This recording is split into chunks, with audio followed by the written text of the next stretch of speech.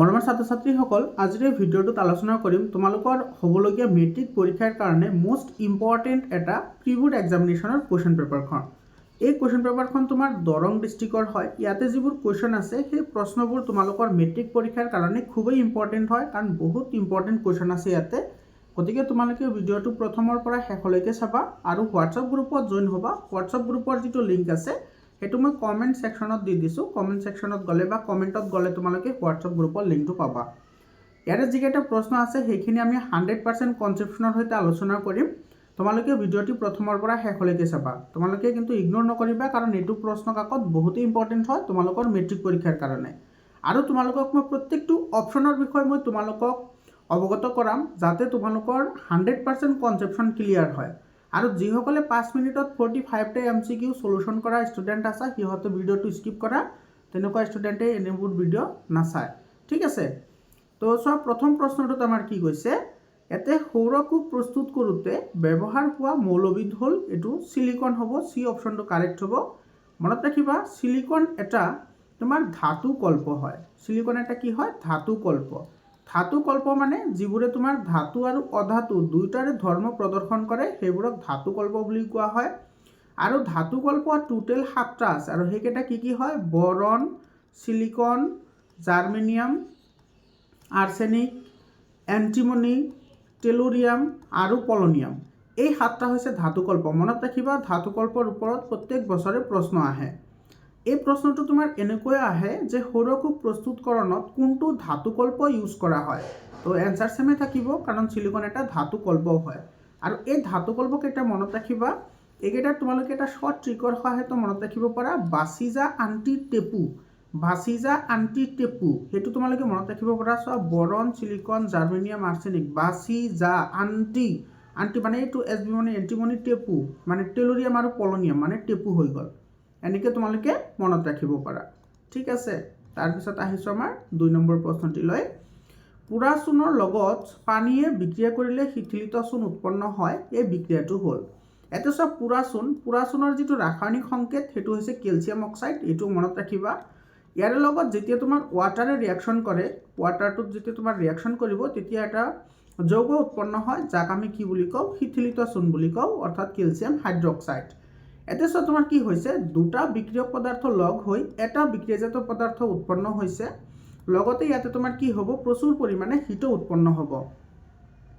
তো দুটা মিলি এটা হোৱাৰ কাৰণে এইটো তোমাৰ কি হৈ গ'ল? কম্বিনেশ্যন ৰিয়েকশ্যন হৈ গ'ল। এইটো কম্বিনেশ্যন, লগতে যিহেতু তাপ উৎপন্ন হয় সেইকাৰণে এইটো আমাৰ কি হ'ব? তাপৱৰ্জী ৰিয়েকশ্যনো হ'ব। এইটো আমাৰ বি অপশ্যনটো কাৰেক্ট অপশ্যন হ'ব। তাৰপিছত চোৱা, বাকী অপশ্যন কেইটাও মই কৈ দিছোঁ। মই তোমালোকক প্ৰত্যেকটো ভিডিঅ'তে কওঁ যে তোমালোকে কনচেপ্টখন ক্লিয়াৰ কৰিবা। আৰু তোমালোকে যদি মোৰ ভিডিঅ' চোৱা তেতিয়াহ'লে তোমালোকৰ গোটেই বুকটো মনত পেলাই দিম মই তোমালোকে ভিডিঅ'টো প্ৰথমৰ পৰা শেষলৈকে চোৱা।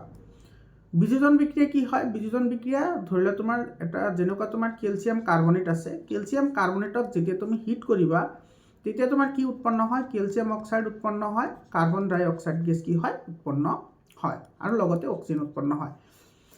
এই যিটো চোৱা, এটাৰ পৰা ভাঙি তোমাৰ কি হ'ল? ইয়াতে 2টা বা 3টা উৎপন্ন হৈছে, এইটো বিযোজন হয়। আৰু তাপগ্ৰাহী মানে কি? যিবোৰে তোমাৰ তাপ কি কৰে? শোষণ কৰে, সেইবোৰক তোমাৰ কি বুলি কোৱা হয়? তাপগ্ৰাহী বিক্ৰিয়া বুলি কোৱা হয়। এক্সাম্পল হিচাপে চিলভাৰ ক্লৰাইডক যেতিয়া তুমি সূৰ্যৰ পোহৰত ৰাখিবা তেতিয়া তোমাৰ কি হয়? চিলভাৰ আৰু ক্লৰিনলৈ কি হৈ যায়? বিযোজিত হৈ যায়। আৰু চোৱা, ইয়াতে তোমাৰ তাপ দিয়া হৈছে, মানে তাপৰ সহায়তে বিক্ৰিয়াটো সংঘটিত হৈছে, সেইবোৰক তোমাৰ তাপগ্ৰাহী বিক্ৰিয়া বুলি কোৱা হয়। ঠিক আছে, আৰু এই ৰিয়েকশ্যনটো মনত ৰাখিবা। এই ৰিয়েকশ্যনটো কলাবগা ফটোগ্ৰাফিক ফিল্মতো ব্যৱহাৰ কৰা হয়। এইটো কিন্তু তোমাৰ এইবছৰ প্ৰি বোৰ্ড এক্সামিনেশ্যনত বহুত জিলাত আহিছে। আৰু এইটোৰ তোমাৰ চোৱা, ইয়াৰে বৰণ হৈছে কি? তোমাৰ মটীয়া। এইটোৰ বৰণ চিলভাৰ ক্লৰাইডৰ বৰণ হৈছে বগা। আৰু এইটো যেতিয়া বিযোজিত হয়, বিযোজিত হোৱাৰ ফলত এইটো কি হৈ যায়? তো মটীয়া কালাৰৰ হৈ যায় বা গ্ৰে কালাৰৰ হৈ যায়। কালাৰবোৰো মনত ৰাখিবা।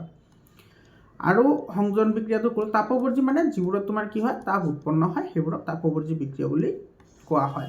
3 নম্বৰ কুৱেশ্যনটো চাবা। এটা বলয়াকাৰ সম্পৃক্ত যৌগ, ইয়াতে চোৱা সম্পৃক্ত বুলি কৈছে। সম্পৃক্ত মানে কি? সম্পৃক্ত মানে তোমাৰ কি? এলকেন যৌগ। সম্পৃক্ত মানে কি যৌগ? এলকেন যৌগ। আৰু যদি তোমাৰ এলকিন আৰু যদি কি হয়? এলকাইন হয়, তেতিয়াহ'লে সেইটো তোমাৰ কি হয়? অসম্পৃক্ত যৌগ হয়। আৰু সম্পৃক্ত যৌগত সদায় কি থাকে? এটা বন্ধনী থাকে। এলকিনত থাকে তোমাৰ ডাবল বন্ড আৰু এলকাইনত থাকে তোমাৰ ট্ৰাইপল বন্ড। তোমালোকে গমেই পোৱা সহযোগী যৌগৰ বিষয়ে। এটা কৈছে আণৱিক সংকেত দিছে তোমাৰ কি CXHY। যদি এক্সৰ মান 6 হয় তেনেহ'লে ৱাইৰ মান কিমান হ'ব? এতিয়া প্ৰথমতে চোৱা এইটো বলায়াকাৰ বুলি কৈছে। তো বলায়াকাৰ হ'লে তুমি এইটো আঁকি লোৱা। এইটো ধৰা C আৰু C, ইয়াতে দিয়া C, ইয়াতে C দিয়া। কেইটা হ'ল 4টা, তো 5টা আৰু এটা 6টা। ইয়াৰ মাজত বন্ড আছে। এতিয়া তোমালোকে জানা যে কাৰ্বনৰ যিটো ভেলেন্সি সেইটো হৈছে 4। অৰ্থাৎ কাৰ্বনে তোমাৰ কি কৰিব? তোমাৰ দুটা হাইড্ৰজেন ধৰি ৰাখিব। কেইটা হাইড্ৰজেন ধৰিব? ইয়াতে দুটাকৈ হাইড্ৰজেন ধৰি ৰাখিব। ইয়াতে মানে তোমাৰ কি কৰিব? ইলেক্ট্ৰন শ্বেয়াৰ কৰিব। ঠিক আছে, তো ইয়াতো আহিব এনেকৈ তোমাৰ কি আহিব? ইয়াতে হাইড্ৰজেন আহিব। ইয়াতে হাইড্ৰজেন আহিব। তো চোৱা হাইড্ৰজেন কেইটা হৈ গ'ল? হাইড্ৰজেন 1 2 3 4 5 6 7 8 9 10 11 12। তো তোমাৰ কাৰ্বনৰ সংখ্যা যদি 6 হয় তেতিয়াহ'লে হাইড্ৰজেনৰ সংখ্যা হ'ব 12। এইটো বি অপশ্যনটো কি হ'ব? কাৰেক্ট অপশ্যন হ'ব। নাইবা তুমি এইটো এনেকৈ মনত ৰাখিব পাৰা, বলায়াকাৰ যিবোৰ তোমাৰ সম্পৃক্ত যৌগ আছে, বলায়াকাৰ সম্পৃক্ত যৌগ সেইটোৰ আণৱিক সংকেত হৈছে CnH2n। এইটো হৈছে ফৰ্মুলা, আণৱিক ফৰ্মুলা CnH2n। মানে কাৰ্বন যিমানটা আহিব হাইড্ৰজেন তাৰ 2 গুণ আহিব। এতিয়া তোমাৰ কাৰ্বন কেইটা আছে? 6টা, গতিকে হাইড্ৰজেন তাৰ 2 গুণ আহিব, মানে 12টা আহিব। মনত থাকিব। আৰু এটা কথা তোমালোকে ইয়াতে মনত ৰাখা আণৱিক সংকেতৰ কথা। প্ৰথমতে চোৱা এলকেন। এলকেনৰ যিটো আণৱিক সংকেত সেইটো হৈছে CnH2n+2। তাৰপিছত আছে তোমাৰ এলকিন। এলকিনৰ যিটো আণৱিক সংকেত সেইটো হৈছে তোমাৰ CnH2n। এটা লক্ষ্য কৰিবা, এইটো কিন্তু এলকিন হয়, কিন্তু বলায়াকাৰ সম্পৃক্ত হ'লে তোমাৰ এইটো ফৰ্মুলা আহে CnH2n। এইটো কিন্তু কনফিউজ নহ'বা, এইটো কিন্তু বলায়াকাৰ নহয়। তাৰপিছত আছে কি তোমাৰ এলকাইন। এলকাইনৰ যিটো আণৱিক সংকেত হয় সেইটো হৈছে কি তোমাৰ CnH2n-2। এইটো হৈছে এলকাইনৰ আণৱিক সংকেত। মনত ৰাখিবা, এলকাইনক তোমাৰ সম্পৃক্ত হাইড্ৰকাৰ্বন বুলি কোৱা হয়। এলকিন আৰু এলকাইন এই দুয়োটা তোমাৰ কি হয়? অসম্পৃক্ত হয়। আৰু এলকেনত সদায় তোমাৰ ছিংগল বন্ড থাকে, এলকিনত তোমাৰ ডাবল বন্ড থাকে, আৰু এলকাইনত থাকে তোমাৰ ট্ৰাইপল বন্ড। ঠিক আছে, তাৰপিছত চাবা এইটো তোমাৰ কি কৈছে 4 নম্বৰটো, আংগিক বিস্তাৰণৰ প্ৰজনন হোৱাৰ অংশসমূহ কি কি হয়? কাণ্ডৰ পৰা হয়, শিপাৰ পৰা হয় আৰু পাতৰ পৰা হয়। পাতৰ পৰা হৈছে কি তোমাৰ দুপৰ টেঙা। পাতৰ পৰা কি হয়? দুপৰ টেঙা হয়। কাণ্ডৰ পৰা তোমাৰ কি কি হয়? কাণ্ডৰ পৰা তোমাৰ যেনেকুৱা তোমাৰ আদা হয়। শিপাৰ পৰা তোমাৰ যেনেকুৱা তোমাৰ সৰি বাৰু, শিপাৰ পৰা তোমাৰ কি হয়? মিঠা আলু। তাৰপিছত তোমাৰ মূলা, এইবোৰ হয়। ঠিক আছে, তাৰপিছত চাবা 5 নম্বৰ কুৱেশ্যনটো চাবা, গাড়ীৰ ৰিয়াৰ ভিউ মানে তোমাৰ পিছফালে চাবলৈ ব্যৱহাৰ কৰা দাপোনৰ বিবৰ্ধন। এইটো কিন্তু ইম্পৰ্টেণ্ট কুৱেশ্যন হয়। এতিয়া তুমি লক্ষ্য কৰা, আমি গাড়ীৰ পিছফালে চাবলৈ সদায় কি দাপোন ইউজ কৰোঁ? উত্তল দাপোন আমি ইউজ কৰোঁ। আৰু কিয় ইউজ কৰোঁ সেইটো মনত ৰাখিবা, 2 মাৰ্কৰ কাৰণে প্ৰশ্ন আহে। কাৰণ তোমাৰ উত্তল দাপোনে সদায় কি কৰে? সৰু প্ৰতিবিম্ব গঠন কৰে। সৰু প্ৰতিবিম্ব গঠন কৰে। আৰু দাপোনৰ পিছফালে গঠন কৰেতো অসৎ হয়। অসৎ যদিও হয় তথাপি কিন্তু তোমাৰ কি হয়? সৰু হয়। আৰু লগতে তোমাৰ কি কৰে? থিয় প্ৰতিবিম্ব গঠন কৰে। কেৰেক্টাৰকেইটা মনত ৰাখিবা, এইবোৰ পৰীক্ষাত আহে। তো চোৱা, যদি তোমাৰ লক্ষ্যবস্তুৰ তুলনাত যদি সৰু প্ৰতিবিম্ব গঠন হয় তেতিয়াহ'লে তাৰ বিবৰ্ধন কি আছিল? m = -v/u। তো ইয়াতে তোমাৰ যিটো তোমাৰ কি আছে, ইয়াতে যিটো তোমাৰ ভি আছে, সেই ভিতকৈ তোমাৰ যিটো ইউৰ মান তোমাৰ ইয়াতে কি আছে? ইউ মানে কি? তোমাৰ লক্ষ্যবস্তুৰ উচ্চতা বা লক্ষ্যবস্তুৰ প্ৰতিবিম্বৰ যিটো লক্ষ্যবস্তুৰ উচ্চতা হয়। তো তোমাৰ ইয়াতে প্ৰতিবিম্বটো ইয়াতকৈ সৰু হয়। ইয়াতে তোমাৰ মানে ইউৰ মানটো ডাঙৰ হয় আৰু ভিৰ মানটো সৰু হয়। তেতিয়াহ'লে হৰণ কৰিলে সেইটো কি হ'ব? সদায় 1তকৈ সৰু আহিব। তো 1তকৈ কি হ'ব? কম হ'ব। বুজি পাইছানে? তাৰপিছত চাবা, এইটো নৰ্মদা বচাও আন্দোলন তলৰ কোনটো নদী বান্ধৰ সৈতে জড়িত? এইটো সৰুবৰ বান্ধৰ সৈতে জড়িত। বি অপশ্যনটো কি হ'ব? কাৰেক্ট অপশ্যন হ'ব। তাৰপিছত চাবা 7 নম্বৰ কুৱেশ্যনটো বহুত ইম্পৰ্টেণ্ট প্ৰশ্ন হয়। ইয়াতে তোমাৰ কি কৈছে চোৱা, তলৰ বিক্ৰিয়াটোত থকা X আৰু Y কি মৌল হ'ব পাৰে? ইয়াতে তুমি যদি ৰিয়াকশ্যনটো যদি ভালদৰে লক্ষ্য কৰা, ইয়াতে তোমাৰ Y যিটো মৌল আছে, Y মৌলটোৱে তোমাৰ Xক ইয়াৰ পৰা কি কৰিছে? অপসাৰিত কৰিছে, আৰু Yয়ে গৈ ছালফেটৰ লগত আহি ইয়াতে তোমাৰ Yৰ ছালফেট যৌগ গঠন কৰিছে। তাৰ মানে ইয়াতে যিটো Y যিটো মৌল আছে, সেই Y মৌলটো Xতকৈ তোমাৰ কি হয়? বেছি সক্ৰিয় হয়।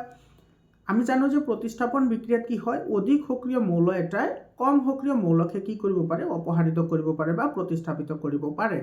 গতিকে আমি যি দুটা মৌল আমি বাছি উলিয়াম সেই মৌল দুটা হ'ব লাগিব ৱাইত যিটো আমাৰ মৌল ল'ম সেই মৌলটো এক্সতকৈ তোমাৰ কি হ'ব লাগিব, অধিক সক্ৰিয় মৌল হ'ব লাগিব। বুজি পাইছানে? এতিয়া চোৱা, এক্সৰ ঠাইত যদি আমি জিংক লিখোঁ আৰু ৱাইট ঠাইত যদি আমি কি লিখোঁ, কপাৰ, তেতিয়াহ'লে ইয়াতে উৎপন্ন হ'ব কি, জিংক সালফেট আৰু কি হ'ব, কপাৰ উৎপন্ন হ'ব। এতিয়া তুমি চোৱা, অপশ্যন 1টো লৈছোঁ মই, এইটো সম্ভৱ হয়নে? এইটো সম্ভৱ নহয়। কিহৰ কাৰণে সম্ভৱ নহয়? কাৰণ যিটো জিংক আছে সেইটো তোমাৰ লেছ ৰিয়েক্টিভ দেন তোমাৰ জিংক যিটো আছে সেইটো তোমাৰ মোৰ ৰিয়েক্টিভ টু কপাৰ, মানে কপাৰে জিংকক তোমাৰ প্ৰতিস্থাপিত কৰিব নোৱাৰে। কিহৰ কাৰণে? কাৰণ তোমাৰ জিংকটো কপাৰতকৈ বেছি সক্ৰিয় হয়। গতিকে আমাৰ 1 নম্বৰ অপশ্যনটো হ'ব নোৱাৰে। 2 নম্বৰটো চোৱা, 2 নম্বৰটো তোমাৰ কি কৈছে, ইয়াতে আইৰণ আছে আৰু ইফালে আছে কপাৰ। তো তোমাৰ কপাৰে আইৰণক প্ৰতিস্থাপিত কৰিব পাৰিব জানো? নোৱাৰে।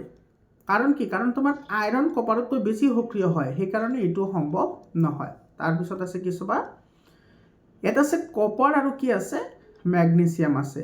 কপাৰ আৰু কি, মেগনেছিয়াম। এতিয়া চোৱা, যিটো মেগনেছিয়াম যিটো আমাৰ ধাতু আছে সেই ধাতুটো কম্পেয়াৰেটিভলি তোমাৰ কপাৰতকৈ কি হয়, বেছি সক্ৰিয় হয়। সেইকাৰণে তোমাৰ কি কৰিব পাৰিব, মেগনেছিয়ামে কপাৰক অপসাৰিত কৰিব পাৰিব। অৰ্থাৎ ইয়াতে যদি আমি কি কৰোঁ, কপাৰ লিখোঁ আৰু ইয়াতে যদি আমি মেগনেছিয়াম লিখোঁ, তেতিয়াহ'লে ইয়াতে তোমাৰ উৎপন্ন হ'ব মেগনেছিয়াম সালফেট আৰু ইফালে কপাৰ কি হৈ যাব, তোমাৰ ইয়াতে ডিছপ্লেচ হৈ যাব। গতিকে আমাৰ কি হ'ব, এইটো কাৰেক্ট হ'ব। তাৰপিছত চাবা, ইয়াতে চিলভাৰ আৰু কপাৰ দিছে। তোমালোকে জানা চিলভাৰ আটাইতকৈ কম তোমাৰ অসক্ৰিয় ধাতু হয়, কম অসক্ৰিয় ধাতু। তো কপাৰটো তোমাৰ চিলভাৰতকৈ বেছি সক্ৰিয়, গতিকে কপাৰে কি কৰিব পাৰিব, চিলভাৰক অপসাৰিত কৰিব পাৰিব। গতিকে 4টো, তো 3 and 4 আমি কাৰেক্ট পালোঁ। যিটো আমাৰ চি অপশ্যনত আছে, চি অপশ্যনটো আমাৰ কি হ'ব, কাৰেক্ট অপশ্যন হ'ব। 8 নম্বৰ কুৱেশ্যনটোত কৈছে, হাওঁফাওঁৰ পৰা অহা অক্সিজেনযুক্ত তেজ কোনডাল ৰক্তনলিকাৰ দ্বাৰা হৃদযন্ত্ৰত প্ৰৱেশ কৰে। ইয়াতে চোৱা, হৃদযন্ত্ৰৰ কথা কৈছে। আমি যদি এইটো হৃদযন্ত্ৰৰ 4টা আমি যদি পাৰ্ট বুলি ধৰোঁ, তোমাৰ এইফালে চোৱা, এইফালেদি তোমাৰ তেজ এনেকৈ সোমাব, এইটো এনেকৈ গৈ এইটো আকৌ তোমাৰ ক'ত যায়, হাওঁফাওঁত যায়। হাওঁফাওঁৰ পৰা আকৌ তোমাৰ ক'ত আহে, এইফালে আহে। এতিয়া সুধিছে যে হাওঁফাওঁৰ পৰা ক'ত তোমাৰ তেজ আহে, তাৰমানে হাওঁফাওঁৰ পৰা এইটো যে আমাৰ ইয়াতে যে আহিছে, এইটো তোমাৰ কি হয়, এইটো হৈছে তোমাৰ বাওলিন্দ, এইটো হৈছে বাওনিলয়, এইটো হৈছে সুনিলয় আৰু এইটো হৈছে সুঅলিন্দ। তোমালোকে নামকেইটা জানা। তেতিয়া তোমাৰ এই যিটো আমাৰ ৰক্তনলিকা আছে বা ৰক্তবাহিকা আছে, আমাৰ এইটোৰ নাম সুধিছে। এইটোৰ নাম কি হ'ব, মানে এনেকৈ আহি আমাৰ যে ডাইৰেক্টলি তোমাৰ ইয়াতে হৃদযন্ত্ৰত যে প্ৰৱেশ কৰিব, সেইটোৰ নাম কি হয়, সেইটো আমাক সুধিছে। তো সেইটোৰ নাম তোমাৰ কি আছিল, প্লুমহিৰা। তো ডি অপশ্যনটো কি হ'ব, কাৰেক্ট অপশ্যন হ'ব। তাৰপিছত চাবা, এইটো বহুত ইণ্টেলেকচুৱেল কুৱেশ্যন হয়। এনেকুৱা ধৰণৰ প্ৰশ্ন আজমল ছুপাৰ 40ত আহে, ঠিক আছে, বা তোমাৰ ডিফাৰেণ্ট টাইপ অফ কম্পিটিটিভ এক্সামতো আহে। প্ৰশ্নটো একেবাৰে ইজি হয় আৰু তোমাৰ ইয়াতে বহুত এটা কমন মিষ্টেক হয়, যিটো তোমালোকে মেক্সিমামে কৰা। সেই কমন মিষ্টেকটো আমি কেনেকৈ এভইড কৰিব পাৰোঁ সেইখিনি আমি চাম। এখন সমতল দাপোনৰ সন্মুখত এটা লক্ষ্যবস্তুৰ বাবে আপতন কোণ 60 ডিগ্ৰী। আচ্ছা, এটা তোমাৰ সমতল দাপোন আছে, এনেকৈ তোমাৰ এইটো ৰশ্মি আপতিত হৈছে আৰু ইয়াতে আমি এটা কি কৰিছোঁ, নৰ্মেল ড্ৰ কৰিছোঁ, ঠিক আছে। তো এইটো তোমাৰ এংগুলটো যিটো দিছে সেইটো দিছে কিমান ডিগ্ৰী, 60 ডিগ্ৰী আমাৰ দিয়া আছে।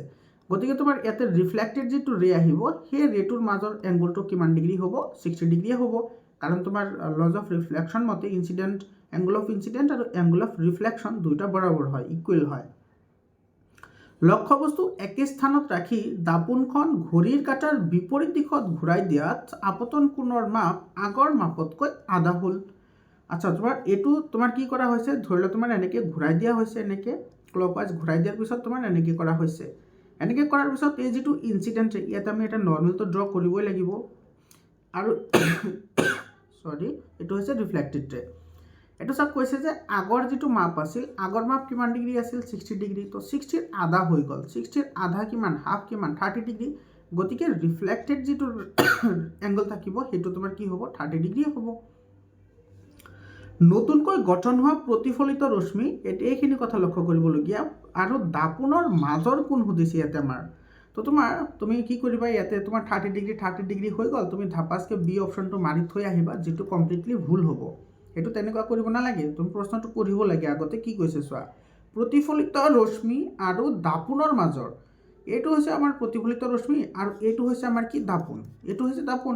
আমাৰ এংগুলটো সুধিছে এইখিনি, আমাৰ এংগুল লাগে এইখিনিৰ আমাৰ কি লাগে, ইয়াৰে ভেলু লাগে। তো আমি জানো যে নৰ্মেল, এইটো হৈছে আমাৰ নৰ্মেল, এই নৰ্মেলৰ লগত এইখিনি এংগুল তোমাৰ কিমান ডিগ্ৰী, 90 ডিগ্ৰী, এইখিনি পাইছোঁ আমি কিমান ডিগ্ৰী, 30 ডিগ্ৰী। গতিকে এইখিনি এংগুল কিমান ডিগ্ৰী হ'ব, এইখিনি এংগুল, তো এইটো হ'ব তোমাৰ 90 - 30 ডেট ইজ 60। তো এইটো তোমাৰ কি হ'ব, 60 ডিগ্ৰী। তো এ নাম্বাৰ অপশ্যনটো কি হ'ব, কাৰেক্ট অপশ্যন হ'ব। বুজি পালানে? তাৰপিছৰ কুৱেশ্যনটিলৈ আহিছোঁ চোৱা। এইটো তোমাৰ কি কৈছে ইয়াতে, বিদ্যুৎ চুম্বকীয় আবেগ প্ৰয়োগ কৰি নিৰ্মাণ কৰা সঁজুলি এবিধ। এইটো তোমাৰ কি হয়, এচি হয়নে, এচি কাৰেণ্ট উৎপাদক হয়, পৰৱৰ্তী বিদ্যুৎ উৎপাদক এচি কাৰেণ্ট, ঠিক আছে। এইটো তোমাৰ বি অপশ্যনটো কি হ'ব, কাৰেক্ট অপশ্যন হ'ব। বৈদ্যুতিক মটৰ, যিটো তোমাৰ বৈদ্যুতিক মটৰ আছে, বৈদ্যুতিক মটৰে তোমাৰ ইণ্ডাকশ্যন, এইটো তোমাৰ ডাইৰেক্টলি তোমাৰ ইউজ কৰে, ঠিক আছে। আৰু এতিয়া বিদ্যুৎ চুম্বকীয় আবেশ এপ্লাই নহয়। আৰু গেলভেনোমিটাৰৰ কথা তোমালোকে মনত ৰাখিবা, গেলভেনোমিটাৰে তোমাৰ বৰ্তনী এটাত প্ৰবাহৰ উপস্থিতি জোখা হয়। এইটো কিন্তু তোমাৰ বহুত পৰীক্ষাত আহিছে। বৰ্তনীত তোমাৰ প্ৰবাহৰ উপস্থিতি জোখাৰ কাৰণে কি কৰা হয়, গেলভেনোমিটাৰ ইউজ কৰা হয়। আৰু প্ৰবাহৰ যিটো মান, সেই প্ৰবাহৰ মান জুখিবলৈ কি কৰা হয়, ইয়াত আমাৰ এমিটাৰ ইউজ কৰা হয়। আৰু এমিটাৰ কেনেকৈ সংযোগ কৰা হয় জানানে? এমিটাৰ সদায় কি কৰা হয়, শ্ৰেণীবদ্ধ সজ্জাত সংযোগ কৰা হয়। শ্ৰেণীবদ্ধ সজ্জাত, এইটো মনত ৰাখিবা, শ্ৰেণীবদ্ধ সজ্জাত সদায় এমিটাৰ সংযোগ কৰা হয়। আৰু গেলভেনোমিটাৰ সদায় তোমাৰ কি কৰা হয়, সমান্তৰাল সজ্জাত সংযোগ কৰা হয়। এইখিনি কথা মনত ৰাখিবা, কেতিয়াবা পৰীক্ষাত প্ৰশ্ন সুধি দিব পাৰে। 11 নম্বৰ কুৱেশ্যনটো চাবা, তলৰ চিত্ৰটোত কোনটো দ্ৰৱত ভাল্বটো জ্বলিব। এতিয়া দ্ৰৱ দিয়া আছে আমাৰ, আৰু ভাল্বটো জ্বলে নে নজ্বলে সেইটো আমাক সুধিছে। হাইড্ৰক্লৰিক, এইটো এটা এচিড হয়। তো এচিড হ'লেতো ডেফিনেটলি পাৰিব, কাৰণ এচিডে তোমাৰ কি কৰিব পাৰে, ইলেক্ট্ৰিচিটি কণ্ডাক্ট কৰিব পাৰে। গতিকে এইটো হ'ব। এইটো কি দিছে চোৱা, এইটো হৈছে ইথানল। এইটোৰ নাম কি, ইথানল। তোমালোকে জানা যে যিবোৰ এলকহল যৌগ আছে, কি যৌগ, এলকহল যৌগ, এলকহল যৌগই তোমাৰ হাইড্ৰক্সাইড আয়ন বা তোমাৰ হাইড্ৰনিয়াম আয়ন কি কৰিব নোৱাৰে, প্ৰডিউচ কৰিব নোৱাৰে। সেইকাৰণে ইহঁতে ইলেক্ট্ৰিচিটিও কণ্ডাক্ট কৰিব নোৱাৰে। আৰু তোমালোকৰ প্ৰশ্ন আছে তোমালোকৰ বুকত যে এলকহলৰ দৰে যৌগই কিয় বিদ্যুৎ পৰিবহণ কৰিব নোৱাৰে। তো 2 মাৰ্কৰ প্ৰশ্ন হয়, এইখিনি তোমালোকে লিখি দিবা, এনচাৰ হৈ যাব, মনত ৰাখিবা।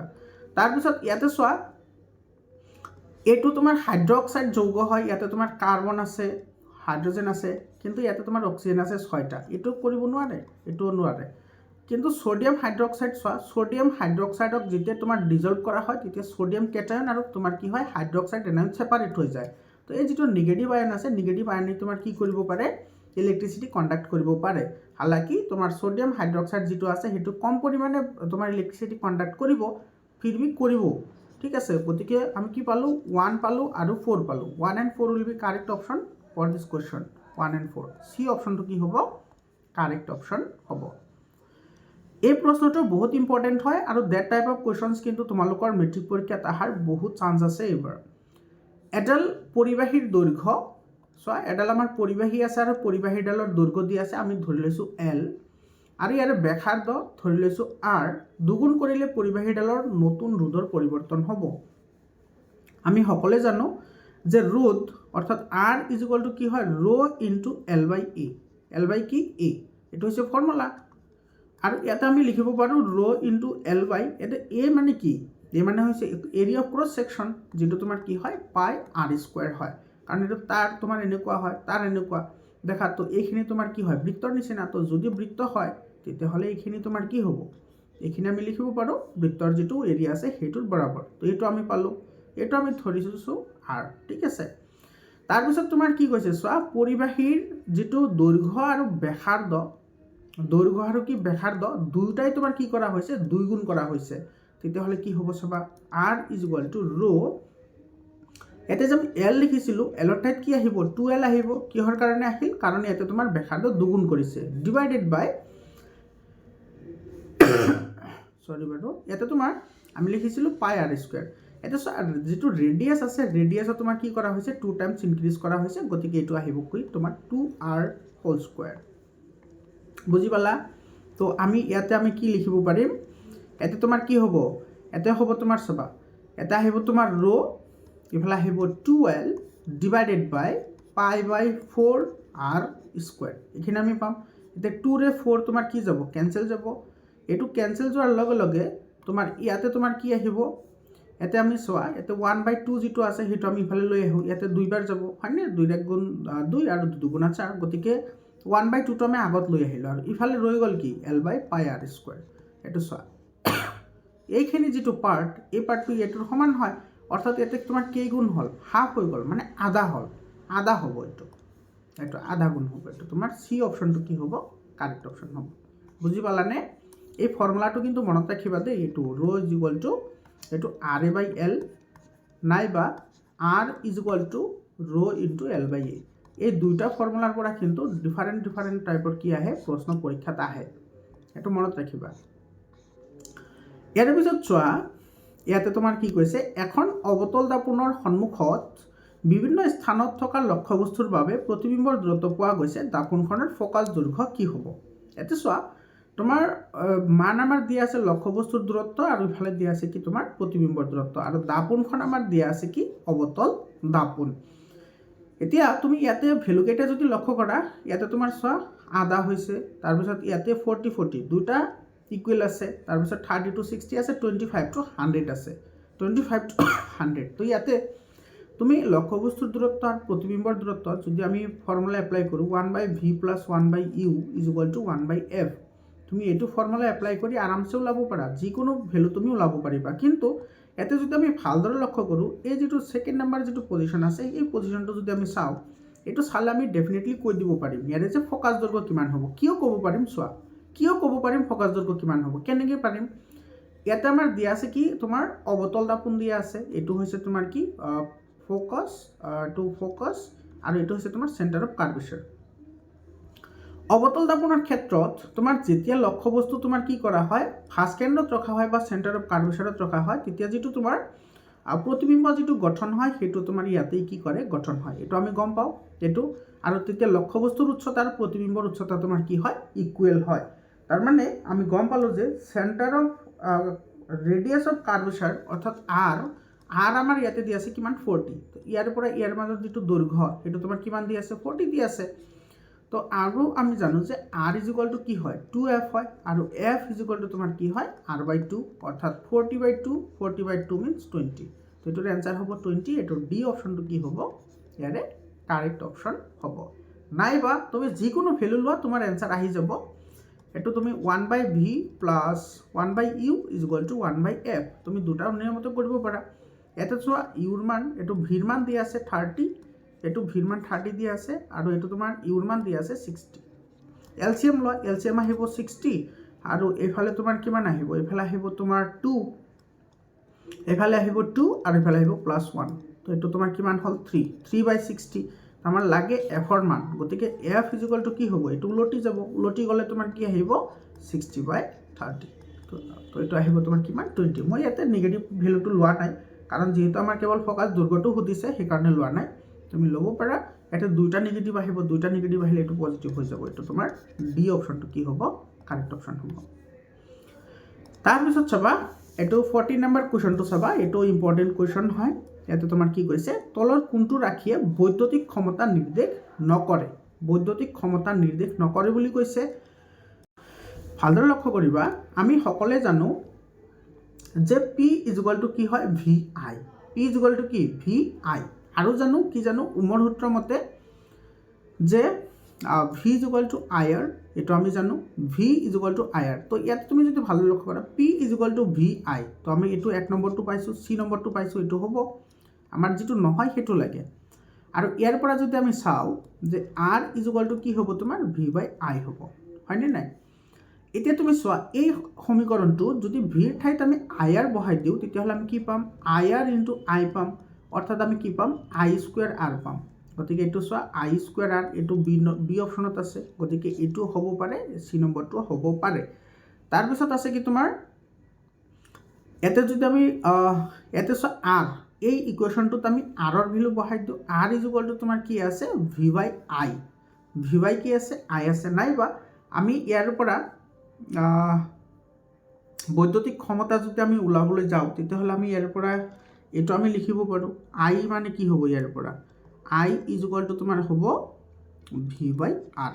এতিয়া চোৱা এইটোত আমি আইৰ ভেলুটো বহাই দিম, তো এইটো আমাৰ P is equal to V I হয়। তো ভি ইনটু ইয়াতে পৰা আমি কি পাইছোঁ আইৰ যিটো ভেলু সেইটো হৈছে তোমাৰ ভি বাই আৰ। গতিকে ইয়াতে তোমাৰ ভি ইনটু ভি কি হ'ব ভি স্কুৱেৰ হ'ব ভি স্কুৱেৰ বাই আৰ, যিটো আমাৰ এইটোতো আছে। গতিকে আমাৰ এইটো হ'ব পাৰে, গতিকে আমাৰ এইটো হ'ব নোৱাৰে আই আৰ স্কুৱেৰ। এইটো এই নম্বৰ অপশ্যনটো কাৰেক্ট অপশ্যন হ'ব। 50 নম্বৰ কুৱেশ্যনটো চাবা, খাদ্য শৃংখলৰ যোগেদি কোনো ক্ষতিকাৰক ৰাসায়নিক দ্ৰব্যৰ পৰিমাণ জীৱৰ দেহত বৃদ্ধি পোৱা পৰিঘটনাটোক আমি জৈৱিক বিবৰ্ধক বুলি কওঁ। ডি অপশ্যনটো কাৰেক্ট অপশ্যন হয়। এইটো বহুত ইম্পৰ্টেণ্ট কুৱেশ্যন হয়, লং কুৱেশ্যন হয় এইটো, ঠিক আছে। লং কুৱেশ্যন আহিলে 2 মাৰ্ক বা 3 মাৰ্ক থাকে এইটো প্ৰশ্নত, এইটো কিন্তু বহুত ইম্পৰ্টেণ্ট কুৱেশ্যন হয় আৰু তোমালোকৰ এইবাৰ মেট্ৰিক পৰীক্ষাত অহাৰ বহুত চান্স আছে, তোমালোকে চাই ল'বা, ঠিক আছে। তাৰপিছত চোৱা এইটো বহুত ইম্পৰ্টেণ্ট কুৱেশ্যনছ হয়। গৰ্ভাৱস্থাত ভ্ৰূণটোক তলৰ কোনটো অংগৰ যোগেদি মাকৰ দেহৰ তেজৰ পৰা পুষ্টিৰ যোগান পায়, সেইটো হৈছে প্লেচেণ্টা। এইটো এ নম্বৰ অপশ্যনটো কি হ'ব কাৰেক্ট অপশ্যন হ'ব। আৰু তোমাৰ জৰায়ুটো নহয়, গৰ্ভাশয় জানাই তোমালোকে, গৰ্ভাশয়ত তোমাৰ এই যিটো আমাৰ জাইগোট থাকে সেইটো থিতাপি ল'ব, সেইটো নহ'ব। 17 নম্বৰ কুৱেশ্যনটি চাবা, বহুত ইম্পৰ্টেণ্ট হয় এই প্ৰশ্নটি। ঘূৰণীয়া সেউজীয়া বীজযুক্ত, এটা কৈছে ঘূৰণীয়া সেউজীয়া বীজযুক্ত মটৰমাহ, যিটো তোমাৰ কি কৈছে আৰ আৰ আৰু ৱাই ৱাই, ঠিক আছে। এইটো ইয়াৰ লগতে ক্ৰছ কৰা হৈছে কাৰ সুতুৰা হালধীয়া, মানে তোমাৰ কি হৈছে R R capital Y capital Y, এইটোৰ লগত তোমাৰ ক্ৰছ কৰা হৈছে। F1 জোনত সুধিছে চাবা, F1 জোনত সুধিছে। তো যেতিয়া আমি F1 জোনত চাম, F1 জোনত চালে আমি কি পাম চাবা, প্ৰথমতে আহিব কি F1 জোনত আহিব তোমাৰ কি আহিব আৰ আৰ আৰু আৰ আৰ আহিব, তাৰ লগতে আহিব কি তোমাৰ এটা আহিব ৱাই ৱাই, লগতে আহিব ৱাই ৱাই। এতিয়া চোৱা এই আৰ মানে হৈছে ঘূৰণীয়া, আৰ মানে কি ঘূৰণীয়া, আৰু ৱাই মানে কি আছিল হালধীয়া, এইটো ৱাই মানে কি হয় হালধীয়া হয়। তো তোমাৰ আমি কি পালোঁ চোৱা, এটা আহিব তোমাৰ ঘূৰণীয়া আৰু কি আহিব হালধীয়া, এইটো তোমাৰ ডি অপশ্যনটো কি হ'ব কাৰেক্ট অপশ্যন হ'ব। মেণ্ডেলৰ যিটো তোমাৰ দ্বি সংকৰণ পৰীক্ষা আছে, দ্বি সংকৰণ পৰীক্ষাৰ এইটো তোমাৰ ক্ৰছৰ হয়, এইটো এক্সপ্লেনেশ্যন হয়। এইটো মনত ৰাখিবা 9:3:3:1, এইটো হৈছে তোমাৰ দ্বি সংকৰণ পৰীক্ষাৰ অনুপাত, আৰু মেণ্ডেলৰ এক সংকৰণ পৰীক্ষাৰ অনুপাত আছিল 3:1, হয়নে? মনত ৰাখিবা, এইবোৰ কিন্তু ইম্পৰ্টেণ্ট হয়। আৰু লগতে তোমালোকৰ বুকত ডাইৰেক্টলি যিটো দ্বি সংকৰণ পৰীক্ষাৰ এটা ডায়েগ্ৰাম আছে, সেই ডায়েগ্ৰামটো তোমালোকে চাই ল'বা, ধুনীয়াকৈ দিয়া আছে কেনেকৈ 9:3:3 হ'ল, সেইখিনি কথাও তোমাৰ তাতে দিয়া আছে। তাৰপিছত চাবা এইটো ৰাজাচৰছ, এইটো তোমাৰ যিটো ফচিল ফিউল তোমালোকৰ পাৰ্ট আছে সেইটোৰ পৰা দিছে, এইটো মানে জীৱাশ্মৰ পৰা ফচিলৰ পৰা দিছে, সেই জীৱাশ্মৰ পৰা দিছে এইখিনি। তো যিটো ৰাজাচৰছ এইটো তোমাৰ ডাইনাছৰৰ লাওখোলা হয়, এইটো তোমাৰ চি অপশ্যনটো কি হ'ব কাৰেক্ট অপশ্যন হ'ব। 19 নম্বৰ কুৱেশ্যনটো চাবা, ভাল ইন্ধনৰ কোনবোৰ গুণৰ আৱশ্যক হয়? যিবোৰ ভাল ইন্ধন বুলি আমি কওঁ, একচুৱেলি ভাল ইন্ধন কোনবোৰ হয়? চ' প্ৰতি একক আয়তনৰ বিনিময়ত সৰহ পৰিমাণৰ কাৰ্য কৰে, এইটোতো ভাল কথা। আৰু যাক আমি কি বুলি কওঁ ইন্ধনৰ কেলৰি মান বুলি কওঁ, এইটো তোমালোকে ক্লাছ 8ত পঢ়িছা। কেলৰি মান বা কেলৰিফিক ভেলু, যিটো তোমাৰ কেজি পাৰ কিলো জুল হিচাপে কি কৰা হয় প্ৰকাশ কৰা হয়, এইটো ইউনিট হয় কেজি পাৰ কিলো জুল, এইটো তোমাৰ কাৰেক্ট হয়। তো 1 নম্বৰটো কাৰেক্ট পালোঁ। যিবোৰ সহজে উপলব্ধ নহয়, এইটোতো নহয়, তোমাৰ ভাল ইন্ধনৰ বৈশিষ্ট্য এইটোৰ হ'ব নোৱাৰে, যিবোৰ পৰিবহণৰ বাবে সহজলভ্য, এইটো হয়। আৰু যিবোৰৰ পৰা ধোঁৱা উৎপন্ন হয় এইটো পৰিৱেশ প্ৰদূষণ কৰিব, এইটো আমাৰ কাৰণে ভাল হ'ব নোৱাৰে। গতিকে আমি কি পালোঁ 1 and 3 পালোঁ। তো 1 and 3 হ'লে এ নম্বৰ অপশ্যনটো আমাৰ ইয়াতে কি পালোঁ আমি কাৰেক্ট পালোঁ। তো এ নম্বৰ অপশ্যনটো ইয়াতে আমাৰ কি হ'ব কাৰেক্ট অপশ্যন হ'ব। ইয়াৰ পিছত চাবা 20 নম্বৰ কুৱেশ্যনটো চাবা, এইটো বহুত ইম্পৰ্টেণ্ট কুৱেশ্যন হয়। এ আৰু বি দুটা দ্ৰৱৰ পিএইচৰ মান ক্ৰমে 4 and 10, দুইটা দ্ৰৱ সম পৰিমাণ পানী থকা পাত্ৰত ঢালি দিয়া হ'ল। এতিয়া এ আৰু বি দ্ৰৱ দুটাৰ পিএইচৰ মান কি হ'ব চাবা, ইয়াতে আমাৰ দুটা আছে, এটা আমাৰ দুটা এনেকুৱা কি আছে পাত্ৰ আছে, ভালদৰে লক্ষ্য কৰা, তোমালোকে বুজি লোৱা, কনচেপচনেল হয়, ঠিক আছে। দুটা আমি পাত্ৰ ল'লোঁ, এ আৰু বি, এইটো ধৰিলে আমাৰ এ পাত্ৰ আৰু এইটো হৈছে আমাৰ বি পাত্ৰ। এৰ যিটো পিএইচৰ মান সেইটো হৈছে কিমান 4 আৰু বিৰ পিএইচৰ মান হৈছে কিমান 10। এতিয়া কৈছে পানীত ঢালি দিয়া হৈছে। যদি আমি বিশুদ্ধ পানী বুলি ধৰোঁ তেতিয়াহ'লে বিশুদ্ধ পানীৰ যিটো pH মান সেইটো 7.4 হয়। কিমান হয়? 7.4। গতিকে আমি ইয়াতে কি কৰিম 7.4 মানে আমি পানীৰ যিটো pH আছে সেই pHৰ লগত আমাৰ ইয়াতে কি কৰা হৈছে? যোগ কৰা হৈছে, অবভিয়াছ কথা। গতিকে আমাৰ ইয়াতে কিমান প্লাছ হৈ যাব? 7.4 হ'ব। আৰু ইয়াতেও কিমান প্লাছ হৈ যাব? ইয়াতে হ'ব তোমাৰ কিমান? 7.4। এতিয়া এই দুটা যদি প্লাছ কৰা, এইটো তোমাৰ যিটো এ আছে এত তুমি কিমান পাবা? 11 পইণ্ট কিমান পাবা? 11.4। আৰু যিটো বি আছে সেই বিত যদি চোৱা তেতিয়াহ'লে ইয়াতে তুমি কিমান পাবা? ইয়াতে পাবা তুমি 17.4। 17 পইণ্ট কিমান পাবা? 4 পাবা। এতিয়া যিহেতু ইয়াতে তোমাৰ দুটা বস্তু তোমাৰ কি কৰা হৈছে? প্লাছ কৰা হৈছে। গতিকে আমি এভাৰেজ ভেলুটো ওলাব লাগিব। এভাৰেজ ভেলু ওলাই লোৱা। এৰ এভাৰেজ কিমান হ'ব? এৰ এভাৰেজ হ'ব তোমাৰ এইটো 11.4 ডিভাইডেড বাই 2। এভাৰেজ ভ্যালু আমি কি ওলালো? কাৰণ ইয়াতে দুটা আছে। প্ৰথমতে তোমাৰ এই দ্ৰৱটো আছে, তাৰপিছত পানী আছে। তো এভাৰেজ আমি পিএইচৰ ভ্যালুটো পাই যাম। তো এইটো তোমাৰ কিমান হ'ব? এইটো হ'ব 5.7। এইটো কিমান হ'ল? 5.7। প্ৰথমতে আছিল কিমান? 4। প্ৰথমতে আছিল কিমান? 4 আছিল। তাৰপিছত হ'ল কিমান? 5.7। তাৰ মানে তোমাৰ দ্ৰৱ এ বাঢ়িছে, এইটোত বাঢ়িছে। দ্ৰৱ এটোত বাঢ়িছে, এত কমিব, এইটো নহয়। দ্ৰৱ এত কমিব, এইটো নহয়। গতিকে হয় তোমাৰ এ হ'ব, নহ'লে কি হ'ব? চি হ'ব। সেকেন্ডটো চোৱা, সেকেন্ডটোৰ এভাৰেজ ওলোৱা। সেকেন্ডটোৰ এভাৰেজ ওলালে কিমান পাবা? 7.4 ডিভাইডেড বাই 2 হ'লে এইটো পাবা 8.7। 8 পইণ্ট কিমান? 7 হ'ল, হয়নে? এতিয়া তুমি লক্ষ্য কৰা, প্ৰথমতে কিমান আছিল? 10 আছিল। প্ৰথমতে কিমান আছিল? 10। 10ৰ পৰা হ'ল কিমান? 8.7। তাৰ মানে কমি গ'ল। তো সেইটো কমিছে, দ্ৰৱটোত বাঢ়িব। এইটো বাঢ়িব বুলি কৈছে, তো এইটো নহয়, মানে এইটো হ'ব নোৱাৰে। তো দ্ৰৱটোত তোমাৰ বি দ্ৰৱটোত কমিব আৰু এই দ্ৰৱটোত বাঢ়িব। এইটো চি অপশ্যনটো কি হ'ব? ইয়াৰে কাৰেক্ট অপশ্যন হ'ব। বুজি পালানে? তাৰপিছৰ কুৱেশ্যনটো চোৱা। ইয়াতে 21 নম্বৰ কুৱেশ্যনটো কি কৈছে? এজন ৰোগীয়ে অগ্নাশয় ৰোগত আক্ৰান্ত হোৱাত চিকিৎসকে তলত উল্লেখ কৰা কোনবোৰ খাদ্য গ্ৰহণ কৰিবৰ বাবে পৰামৰ্শ দিব বা পৰামৰ্শ দিছে? এতিয়া আমাৰ অগ্নাশয় গ্ৰন্থিৰ কথা কৈছে। তোমালোকে জানা যিটো আমাৰ অগ্নাশয় গ্ৰন্থি আছে সেইটো তোমাৰ কি কৰে? ইনচুলিন হৰমন নিঃসৰণ কৰে, মনত ৰাখা। আৰু ইনচুলিনে আমাৰ কি কৰে? তেজত থকা চেনিৰ পৰিমাণ কি কৰে? নিয়ন্ত্ৰণ কৰে।